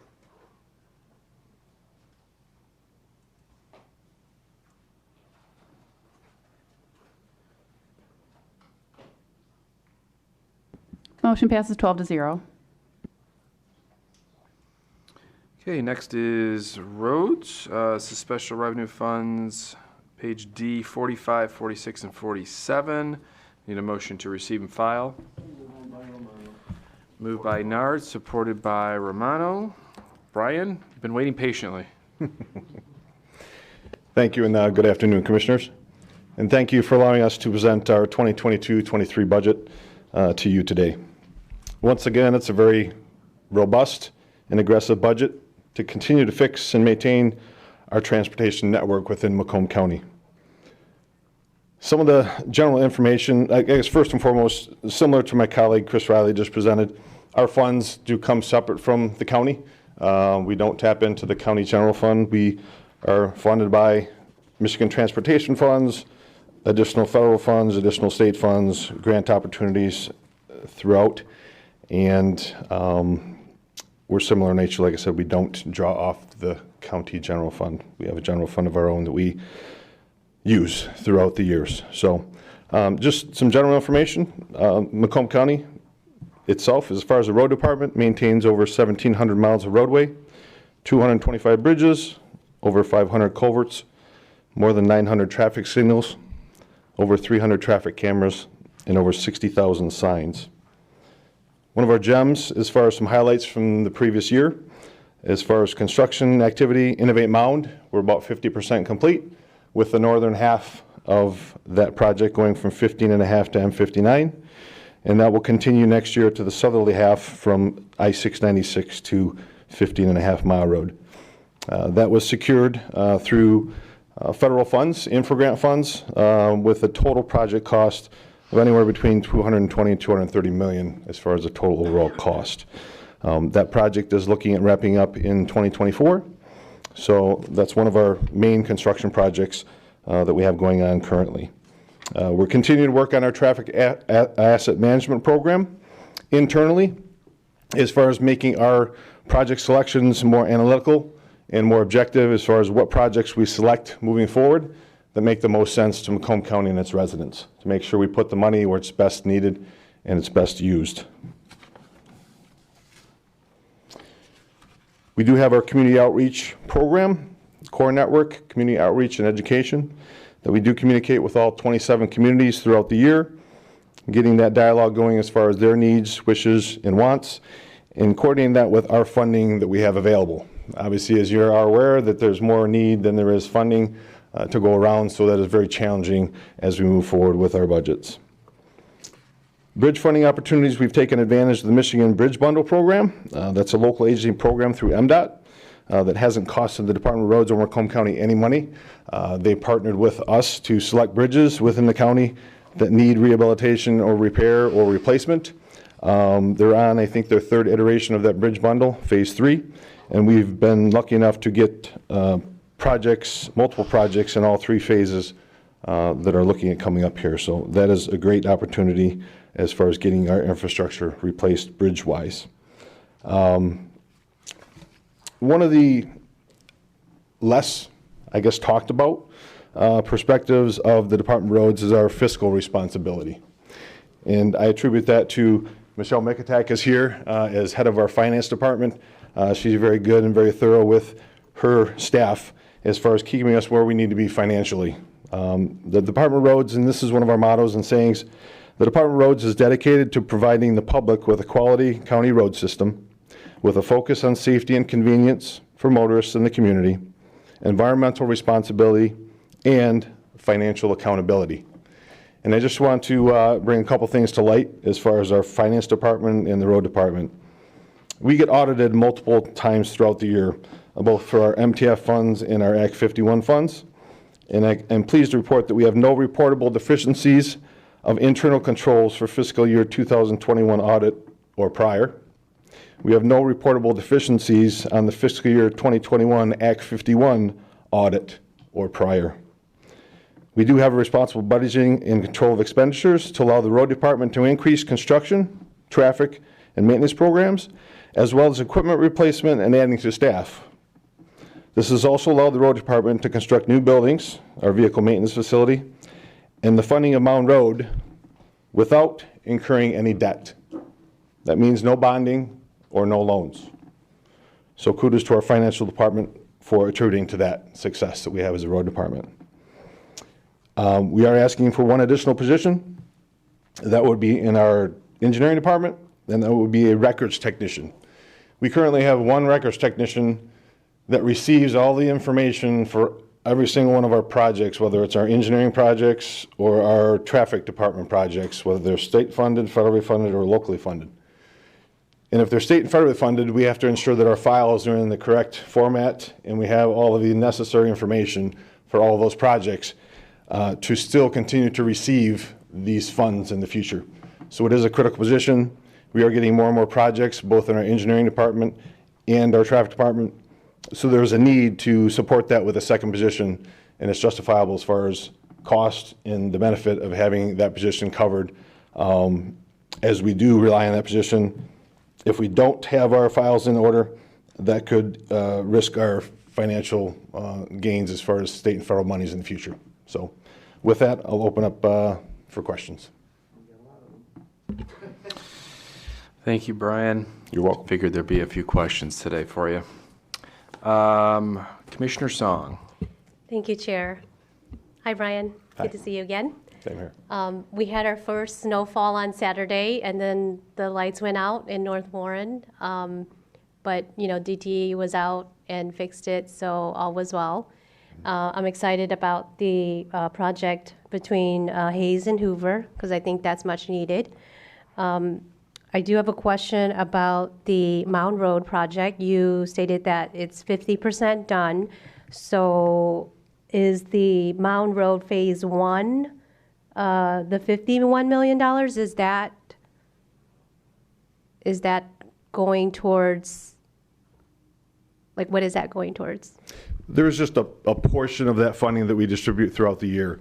So as the project is built, we try and estimate how much money we're going to need for that construction activity and the design costs and the testing costs for that particular year. So we try and budget that overall cost over multiple years. We started. So that stretch of the road is not complete yet? That is correct. But we are doing work at the south end also concurrently with that. Okay. So even though we don't So have the north overall. end completely done, we still have work that we're doing on the south end that attributes to the monetary completion. So, Okay, got I it. guess. And then the $32 million from the state budget, is that included in the intergovernmental? I don't know if Steve's here too. It's not? No. So it's not a part of this budget? Yeah, if you could. We're still working through how to receive that money as far as the $32 million from the state. Okay, got it. Hi, good afternoon. When we submitted the budgets to county finance, we did not know whether that was going to be approved. So we did not want to put it in. Figured it would be a bonus if we received the funds and only make the bottom line obviously look better. And as Brian said, we still have no idea. We're waiting on MDOT to let us know whether they're going to retain the funds, whether they're going to give us the funds, and we administer them. Okay, so that's not in our accounts? It is not. Right now.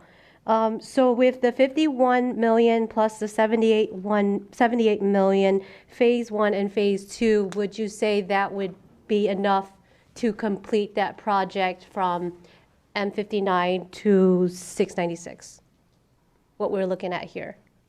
What line item are you looking at again? So I'm Commissioner? looking at D46 with the projects, Mound Road Phase 1, 51 million, Mound Road Phase 2, 78 million. For a total of 129. Yeah, that will not be completely, as far as the expenditures. We have 2024 that has to be completed by. So if there's any overruns or any additional time needed as far as additional construction, that could spill over into 2024. So that would be something that we would have as far as completion in 2024, as far as the budget line. So this funding would probably be like, we're at 50% completion. With the addition of this funding, would we be at like 75%, or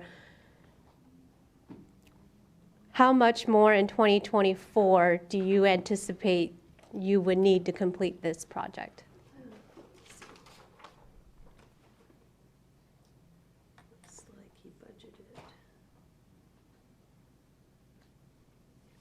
Looks like about another 10 million is what our county highway engineer put in for 2024. Okay, that sounds great. I'm really happy to hear that we're not spending more money on this project, because like you said, it's a massive project.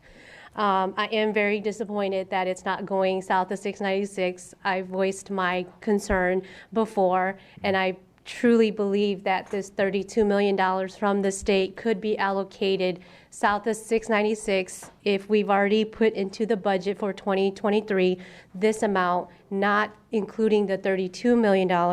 And if I remember correctly, in August of last year, we as a board had approved $240 million, with the county's share being 61 million, 50% of that project. And so I would like to propose that that funding be used or be earmarked for south of 696 so that this can be a complete county makeover for Mound Road. I think it's important. 8 Mile is the connecting mile marker for 75. Interstate 75. And so I think it just makes sense. It sounds like the money is there.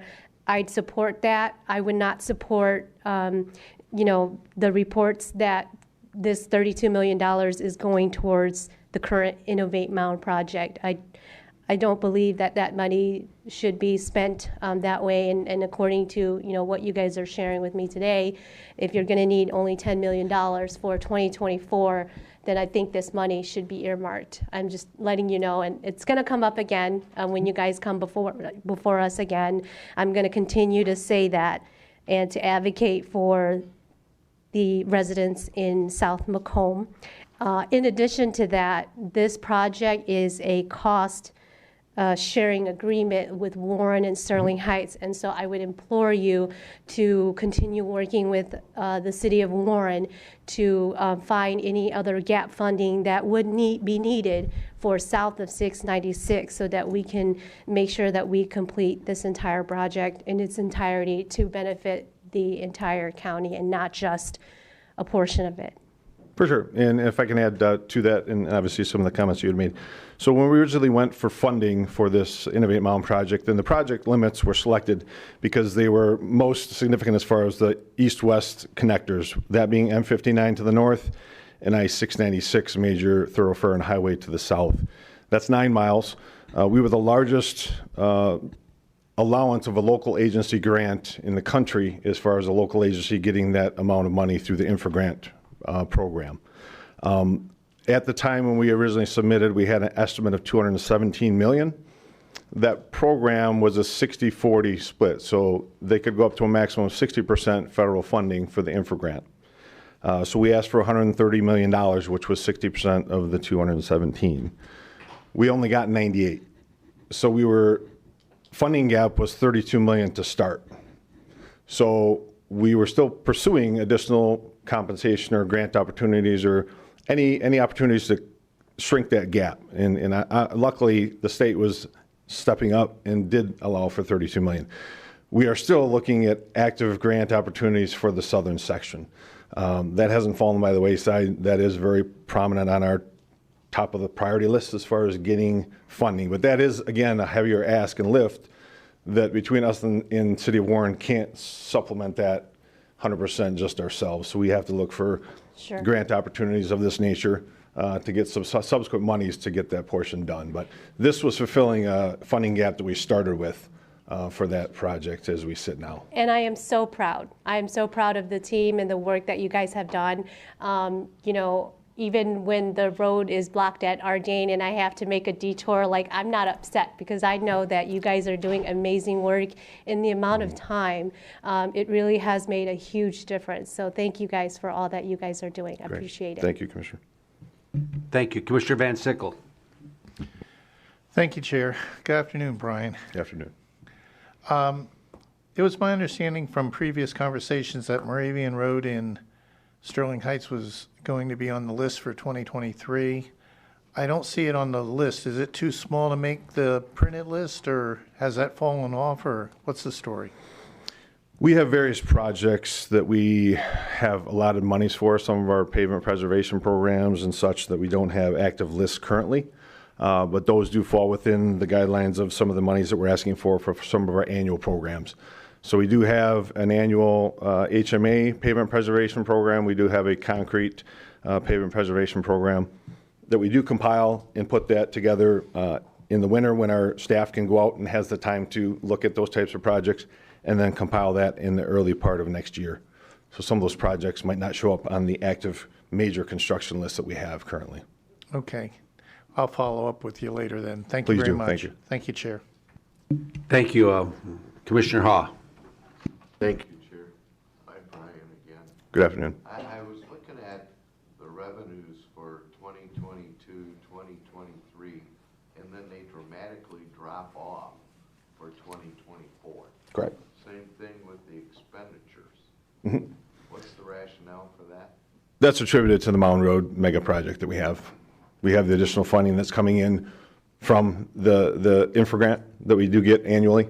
It's not just a lump sum that they deposit. So that is why you see the increase in revenue and the increase in expenditures, because that project obviously started end of last year. This year, the brunt of it we've done next year and wrapped up in 2024. So that expenditure is spread out throughout those basically 4 years. So that's why you see the differentials and why it drops off.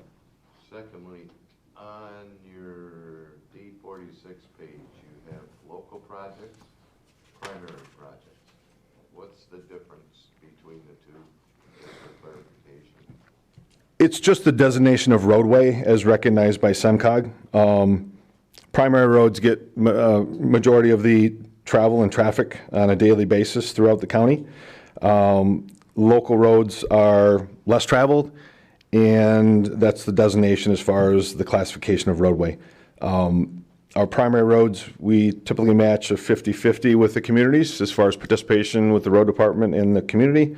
Local projects drops to a 60-40, and it has to do with the designation that the road is.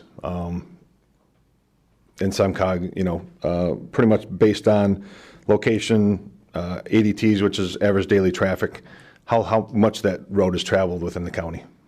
So there could be, or maybe not, projects on this list that the local municipalities won't be able to match, or they've already indicated they will be able to do the match on all these?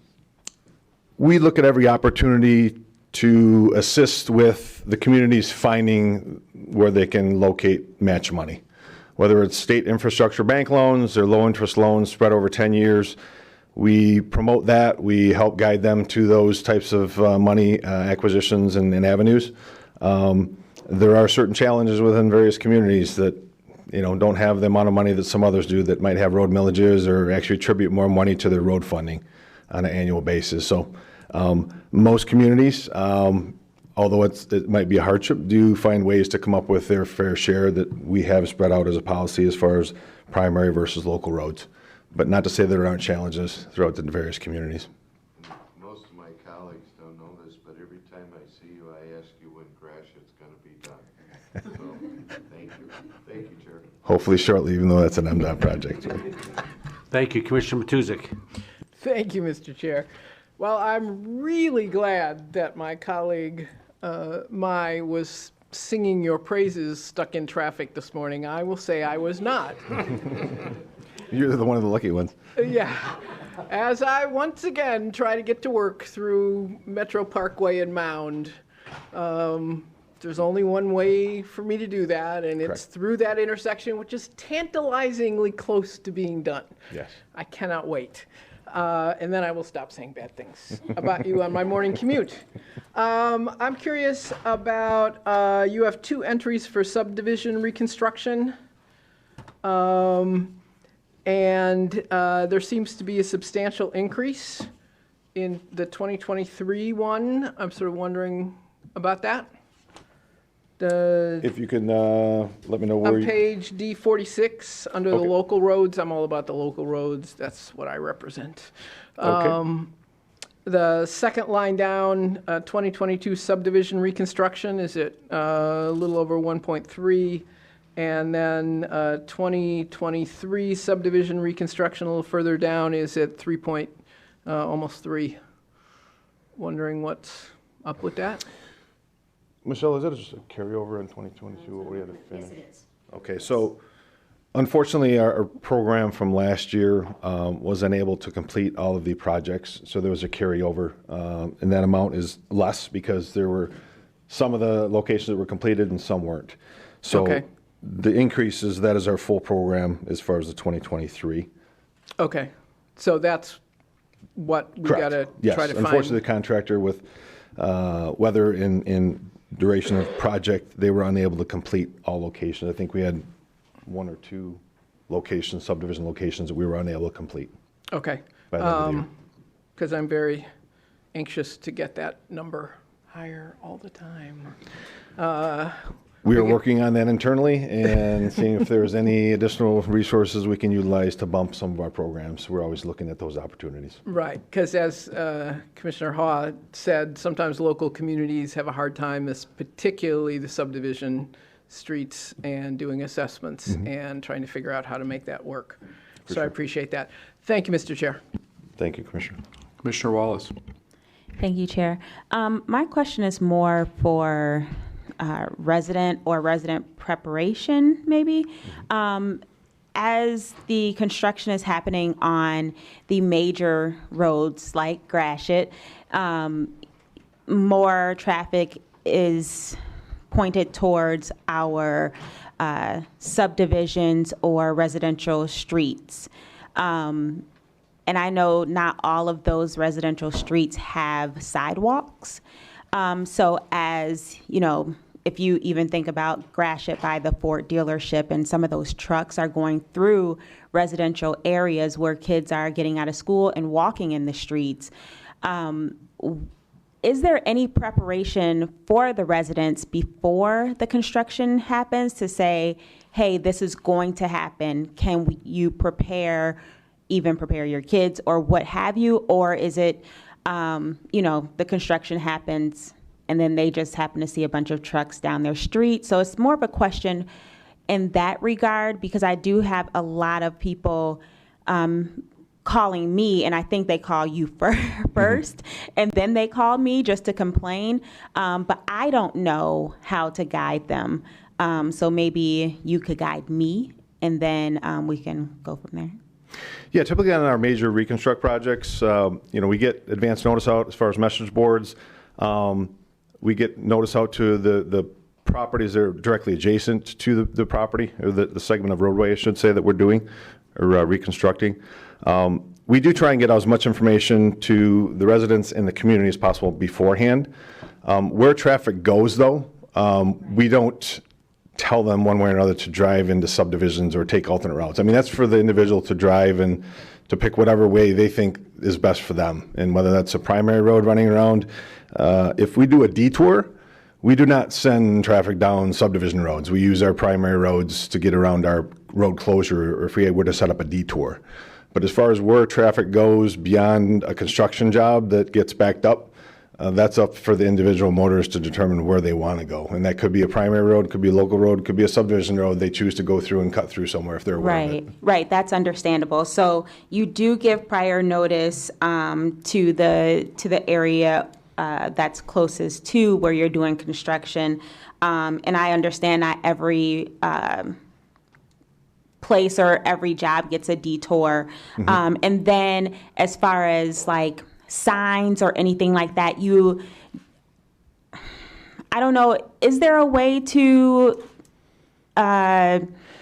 direct maybe larger trucks not through the subdivision, or if it's because it's a public street, you can't do that?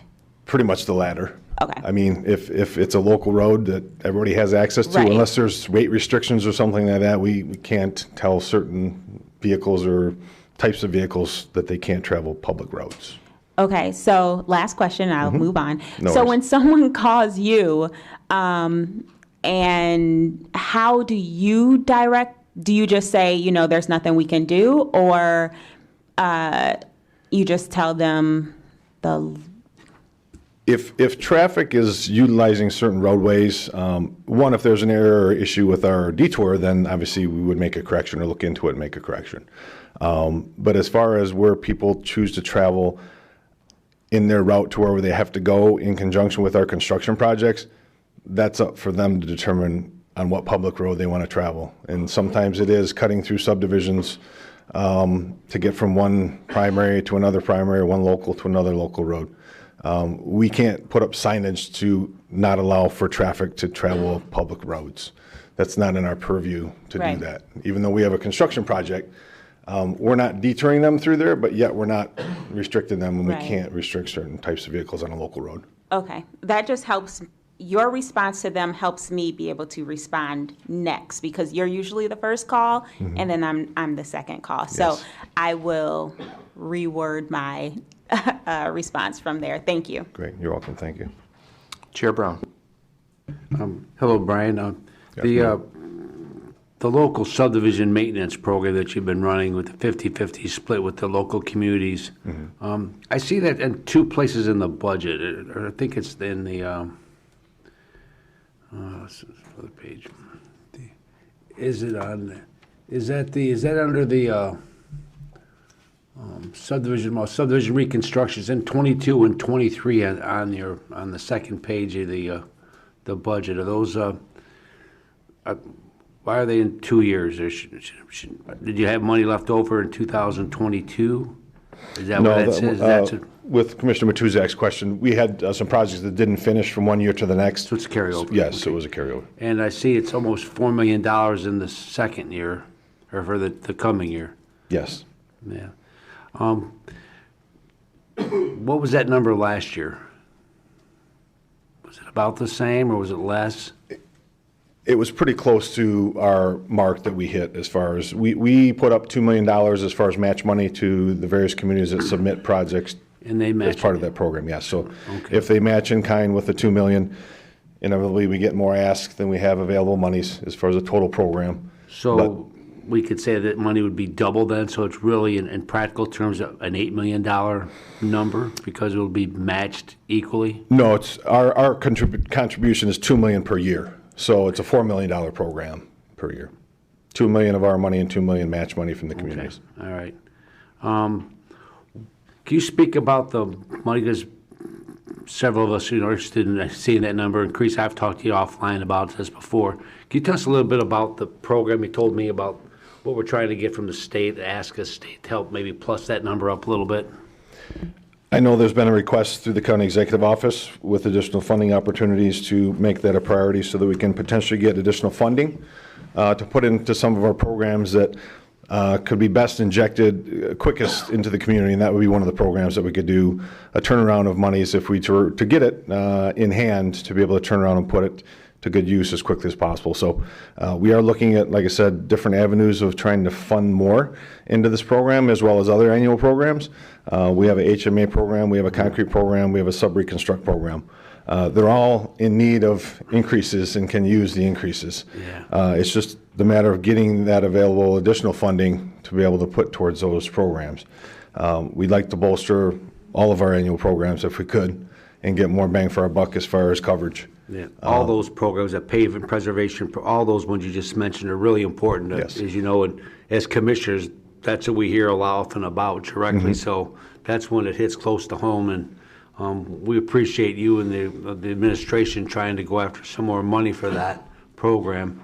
Always looking, Commissioner. Well, you got 23 million in your fund balance, so, right, is that what I saw? As far as the 2023, the Yeah. fund balance end of year? Yeah. Yeah. You speak a little bit about that, Michelle? Sure. The fund balance actually will end up being around 50 million higher than that. Our Mound Road project that we budgeted a large amount in fiscal year 2022 was not recognized. So that wasn't in the report that was sent to the county. So the actual fund balance we're projecting at the end of 2023 is around 73 million. So if you add 50 million to each of the years that are on the sheet you're looking at, is where we'll be more likely. Okay. Well, what if the board wanted to add some money to the preservation program, or the 50-50 match program with the communities? We could take it out of if we wanted to add $2 million, we could pull it out of that fund balance, couldn't we? Would that wreck your world? Are you asking me or him? Well, Yeah, I'll wreck mine. No, well, I'll I let know you Brian got address that question. I'm really conservative, so. Sure, please. Yes, like I said, with the fiscal responsibility looking not only for present but future years, of where our fund balance is looking at going. Obviously, we have a big mega project that we are looking at completing. We're in the middle of that process as far as Innovate Mound. We do have some huge lifts that we're looking at, one being the south portion of the mound from 8 to 10 mile or north of 10 mile. Another one being pretty much a mega project that we're looking at on Metro between Mound and Van Dyke with the Conrail overpass crossing. That is going to take substantial funding and probably not going to be getting the funding that we're going to want or need, but hopefully we're going to look for additional funding somewhere. So that $80 million is your savings account you're hoping to use for some other project? Correct. I mean, as I've stated and as I kind of summarized, the road department hasn't had to, even for the mega project that we have in Innovate Mound, haven't had to take out loans or bond anything. Thank you for that. That's very good. That's outstanding. Kudos to our financial department also, and Michelle. Thanks for saying no, Michelle. So we are very cognizant of the needs, and if we can increase programs, we very well will. But we have to look in the confines of what we have available, revenue streams that are consistent in moving forward with what we have available. And hopefully we do get some increases in new funding and new revenue sources so that we can bolster some of these programs. We would definitely love to do that. Thank you, Brian. Thank you, Mr. Chairman. Thank you, Commissioner. Commissioner Kraft. Thank you, Mr. Chair. Brian, I don't have any questions for you. I just want to thank you and your team. I'm looking over the numbers from last year to this year in terms of the local projects and the primary projects, and the local ones are up about $15 million more going into this coming year. And the primary, I know a big chunk of that is Mound Road, but that was about $55 million, rough math. So we're investing over $70 million in roads in the upcoming year. I mean, that's a pat on the back to you and your team. You're asking for one person. I mean, thank you for that. That's huge. And that's something that, is great for our county, our community is, we can go back and say we are investing in roads because we know there is that need. So I really just wanted to thank you and your team for doing what you're doing and to keep doing it. And come on up to my district any day, Brian. Thank you, Commissioner. Thank you, Mr. Chair. Appreciate that very much. Brian, couple questions. Capital outlay. Your capital outlay almost doubled from last year to this year. Any particular reason why? That's the underground storage tanks. Oh, okay. It's a big part of that. We have reviews of our maintenance department. We have 4 different facilities that have underground storage tanks that hold our leaded and non-leaded fuel. And a couple locations, it was under the reviews and inspections that we had some tanks that had to be basically replaced. They weren't repairable. They had some holes on the outside. They were a dual-lined tank, and we had to project for replacement of 2 locations, so 4 tanks total, which are a large cost to the department as far as replacing those. So that's a good portion of that increase. Next question. Michelle actually said in regards to the refund, I guess, or the $50 million that we should be adding to the fund balance for the next 3 years. When will that $50 million be coming back to the county? When you say coming back, Well, you had stated that our fund balance in 2023 through 2025, we should be adding $50 million to that fund balance. correct. So we had budgeted a $41 million decrease in our fund balance for 2022. We will actually have about a $7 million increase due to many projects that were carried over. We also had the same issue as I heard mentioned. We have a lot of equipment that was carried over because it's taking 18 months to to get trucks and such in. So we're in the middle of our audit right now, but it looks like, again, rather than a $41 million deficit, we'll have closer to a $50 million surplus.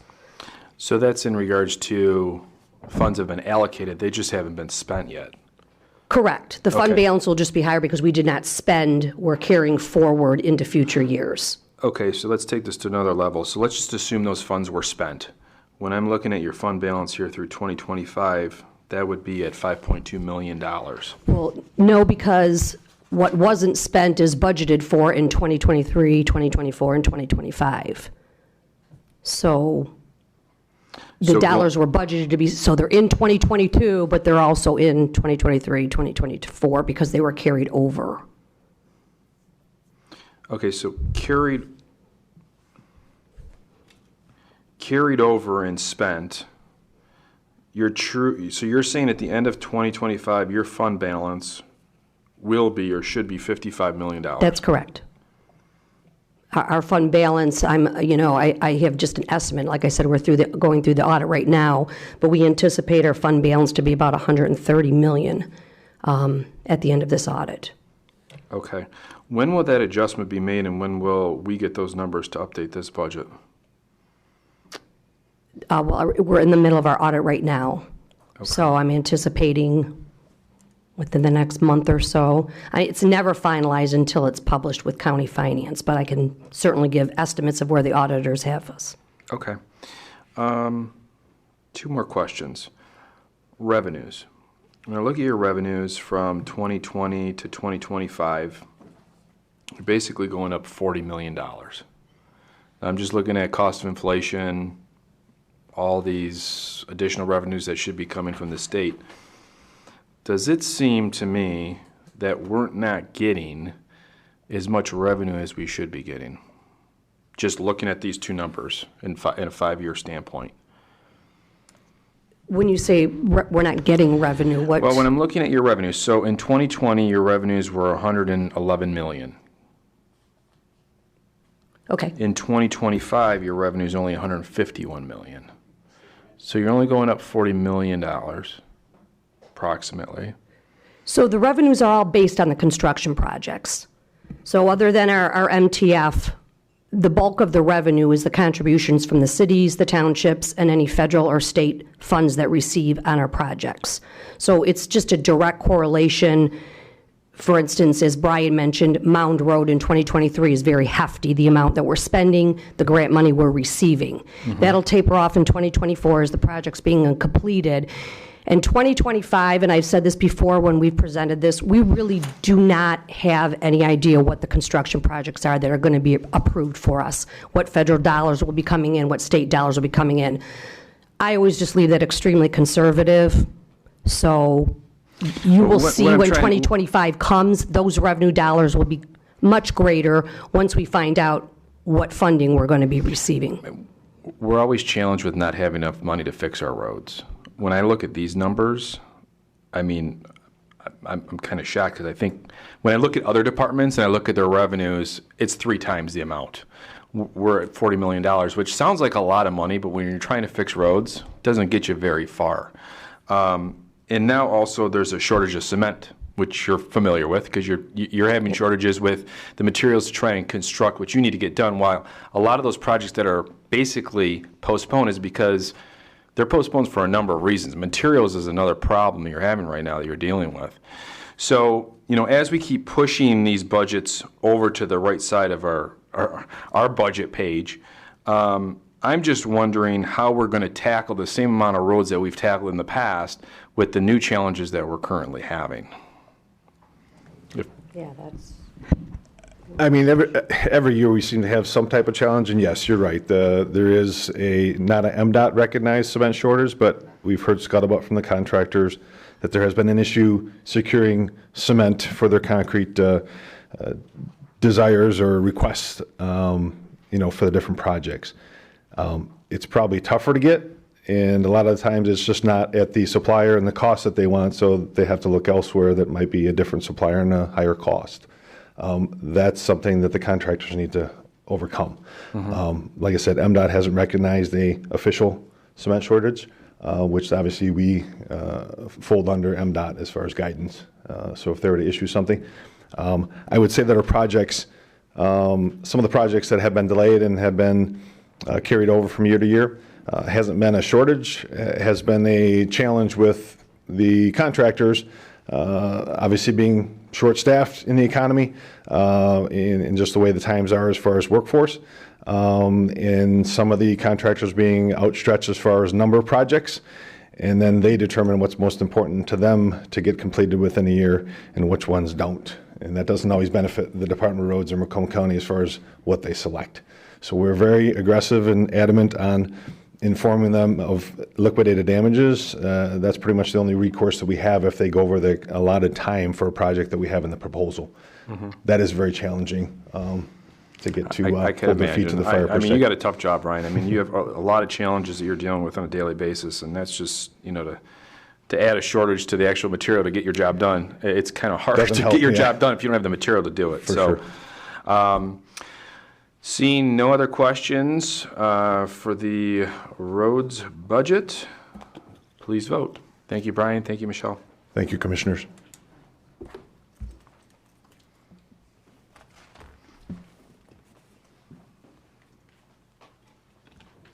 Motion passes 12-0. Okay, next item is public participation. This is the second opportunity for public participation. For those who would like to speak for a maximum of 3 minutes on any issue. Would anyone from the public like to speak? Going once, twice. We'll close public participation. Next is commissioner comments. Commissioner Matuzak. Thank you, Mr. Chair.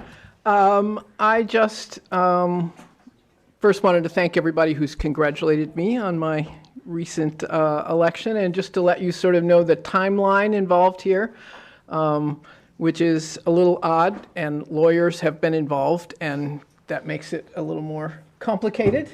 Wednesday's meeting will be my last meeting. I'll be submitting my letter of resignation effective 11:59 on Wednesday. And Thursday, I will be sworn in as the Clinton Township trustee, and I believe you will also take action on Thursday to fill the vacancy in my spot here. So just wanted to let everybody know what that timeline looks like. In the meantime, I'm still here doing my job, so I will have more questions tomorrow. Thank you, Mr. Chair. Thank you. Commissioner Nard.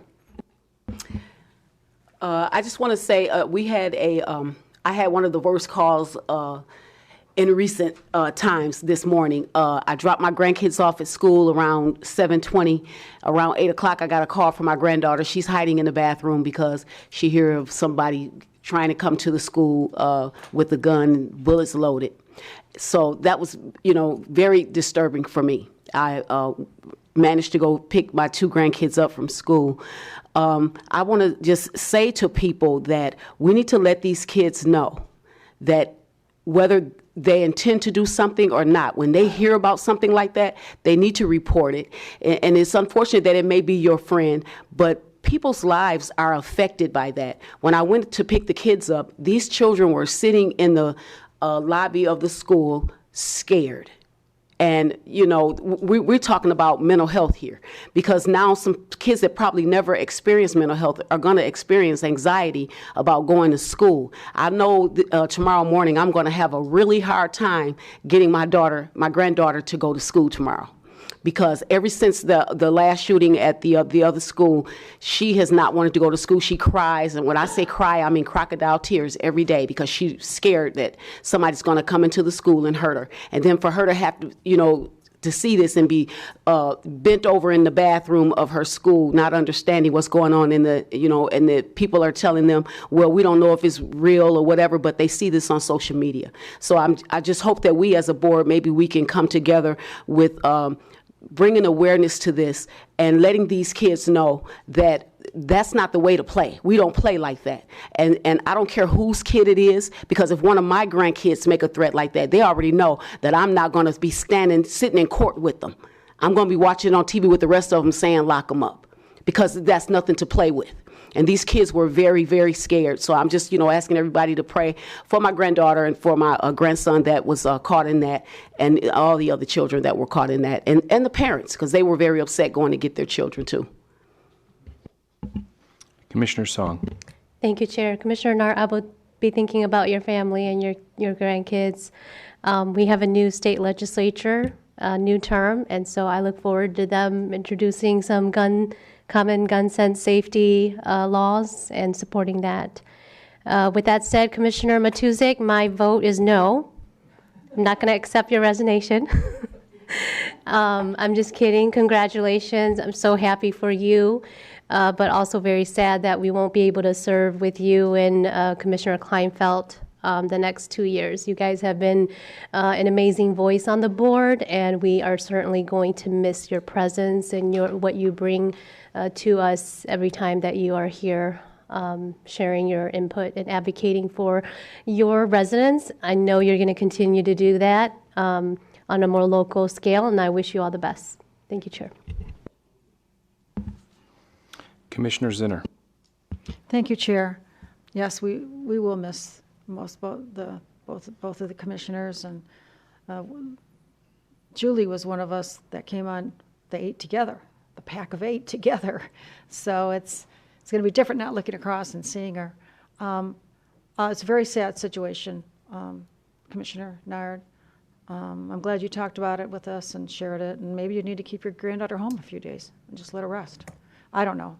I would be curious to speak with you later and see what precautions the school took before the child, about what happened with that, were the doors locked, whatever the situation was. If you know it yet. You may not. And we really need to put our children first. We need to make sure that our children are safe. And that's all I have. Thank you very much. Commissioner Wallace. Thank you. Commissioner Matuzek, you know I will absolutely miss you. I usually follow you in the questions, but now looks like I will have to take the lead. And Commissioner Nard, I am so sorry to hear that your family and all the kids at the school will definitely be in my thoughts and prayers. That's terrible to have to deal with, to even think about. That's something that we have to be prepared for every day we drop our kids off. On another note, Mount Clemens Santa Parade is coming up. Guys, I'm sure you all got the email. Please feel free to let us know who's coming. I do have 2 really big bags of candy we can throw out. It most likely will be very cold. Fortunately, Target has 30% off on outerwear if you need to, get your gloves and hats. I did look that up for you all, and you are very welcome. Thank you. Chair Brown. Thank you. Julie, we don't want to give you a eulogy right now, but we'll. How about a rose? The good thing is you're close by, so we know where you're at, and we'll certainly partner with you and many other things for your members of your board as we go forward. And I'll save some more comments for you later. I've got some other material I want to use, but I'm going to save it for later.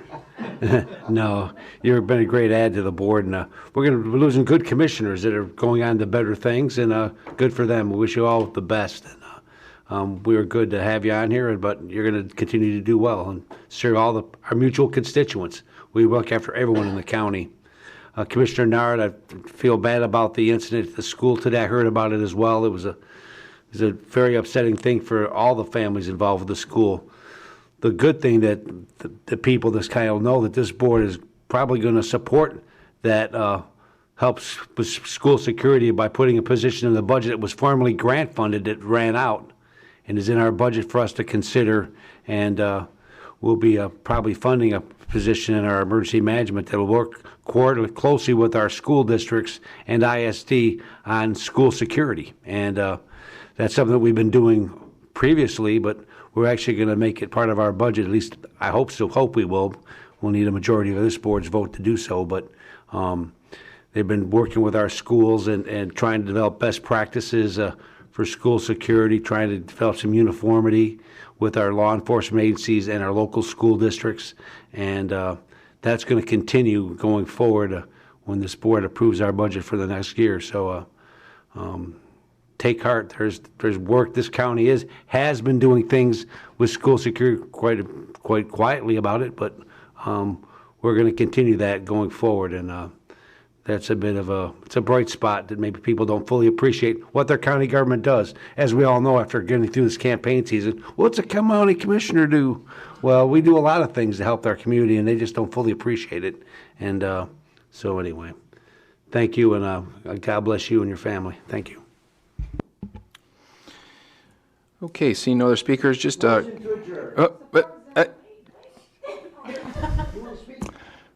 I graciously waited to the end to give my comments, Commissioner. But I just wanted to remind everybody as we're wrapping up our budget season. I know there's always a lot of moving parts of this. So just as a reminder, I believe Wednesday is the last budget department, which is the BOC. We'll go over that budget, and then next Monday, the 21st, is when we'll have all the budget amendments in front of us to vote on, similar to what we did last year. So if you are looking to make an amendment, please get with Kyle as soon as possible so we can get those wrapped up here by the end of the week. And obviously, we have the Tri-County Summit on Friday, so staff will be tied up with that on Friday. So ideally, if you can get your amendments to Kyle, the sooner the better. He would greatly appreciate that. Seeing no other speakers. Oh, yep. From a process perspective, I know we indicated we would submit the amendments. I think also what we need to consider, unless we're willing to raise the budget amount, when you make an amendment to add something, you need to look at deleting something equally as well to balance it, or have a suggestion of where that revenue can come from. Correct, and Kyle will help you with that. But Okay, yes, just your wanted to amendment mention needs to that. be cost neutral. Oh, thank you. Theoretically, yes. Chair. Last year, we had a list of those amendments that were emailed out prior to that vote. Kyle, are you going to plan on doing that again so we can see them before we vote on them? Yes. Okay, thank you. That is the plan. So that's why we're trying to get them the sooner the better, so that we can get you that list. Got so it. you have some time to Thank review you. it. Okay. Seeing no other questions about the budget. Made by Ha? Supported by Nard. Thanks, everybody. We'll see you tomorrow.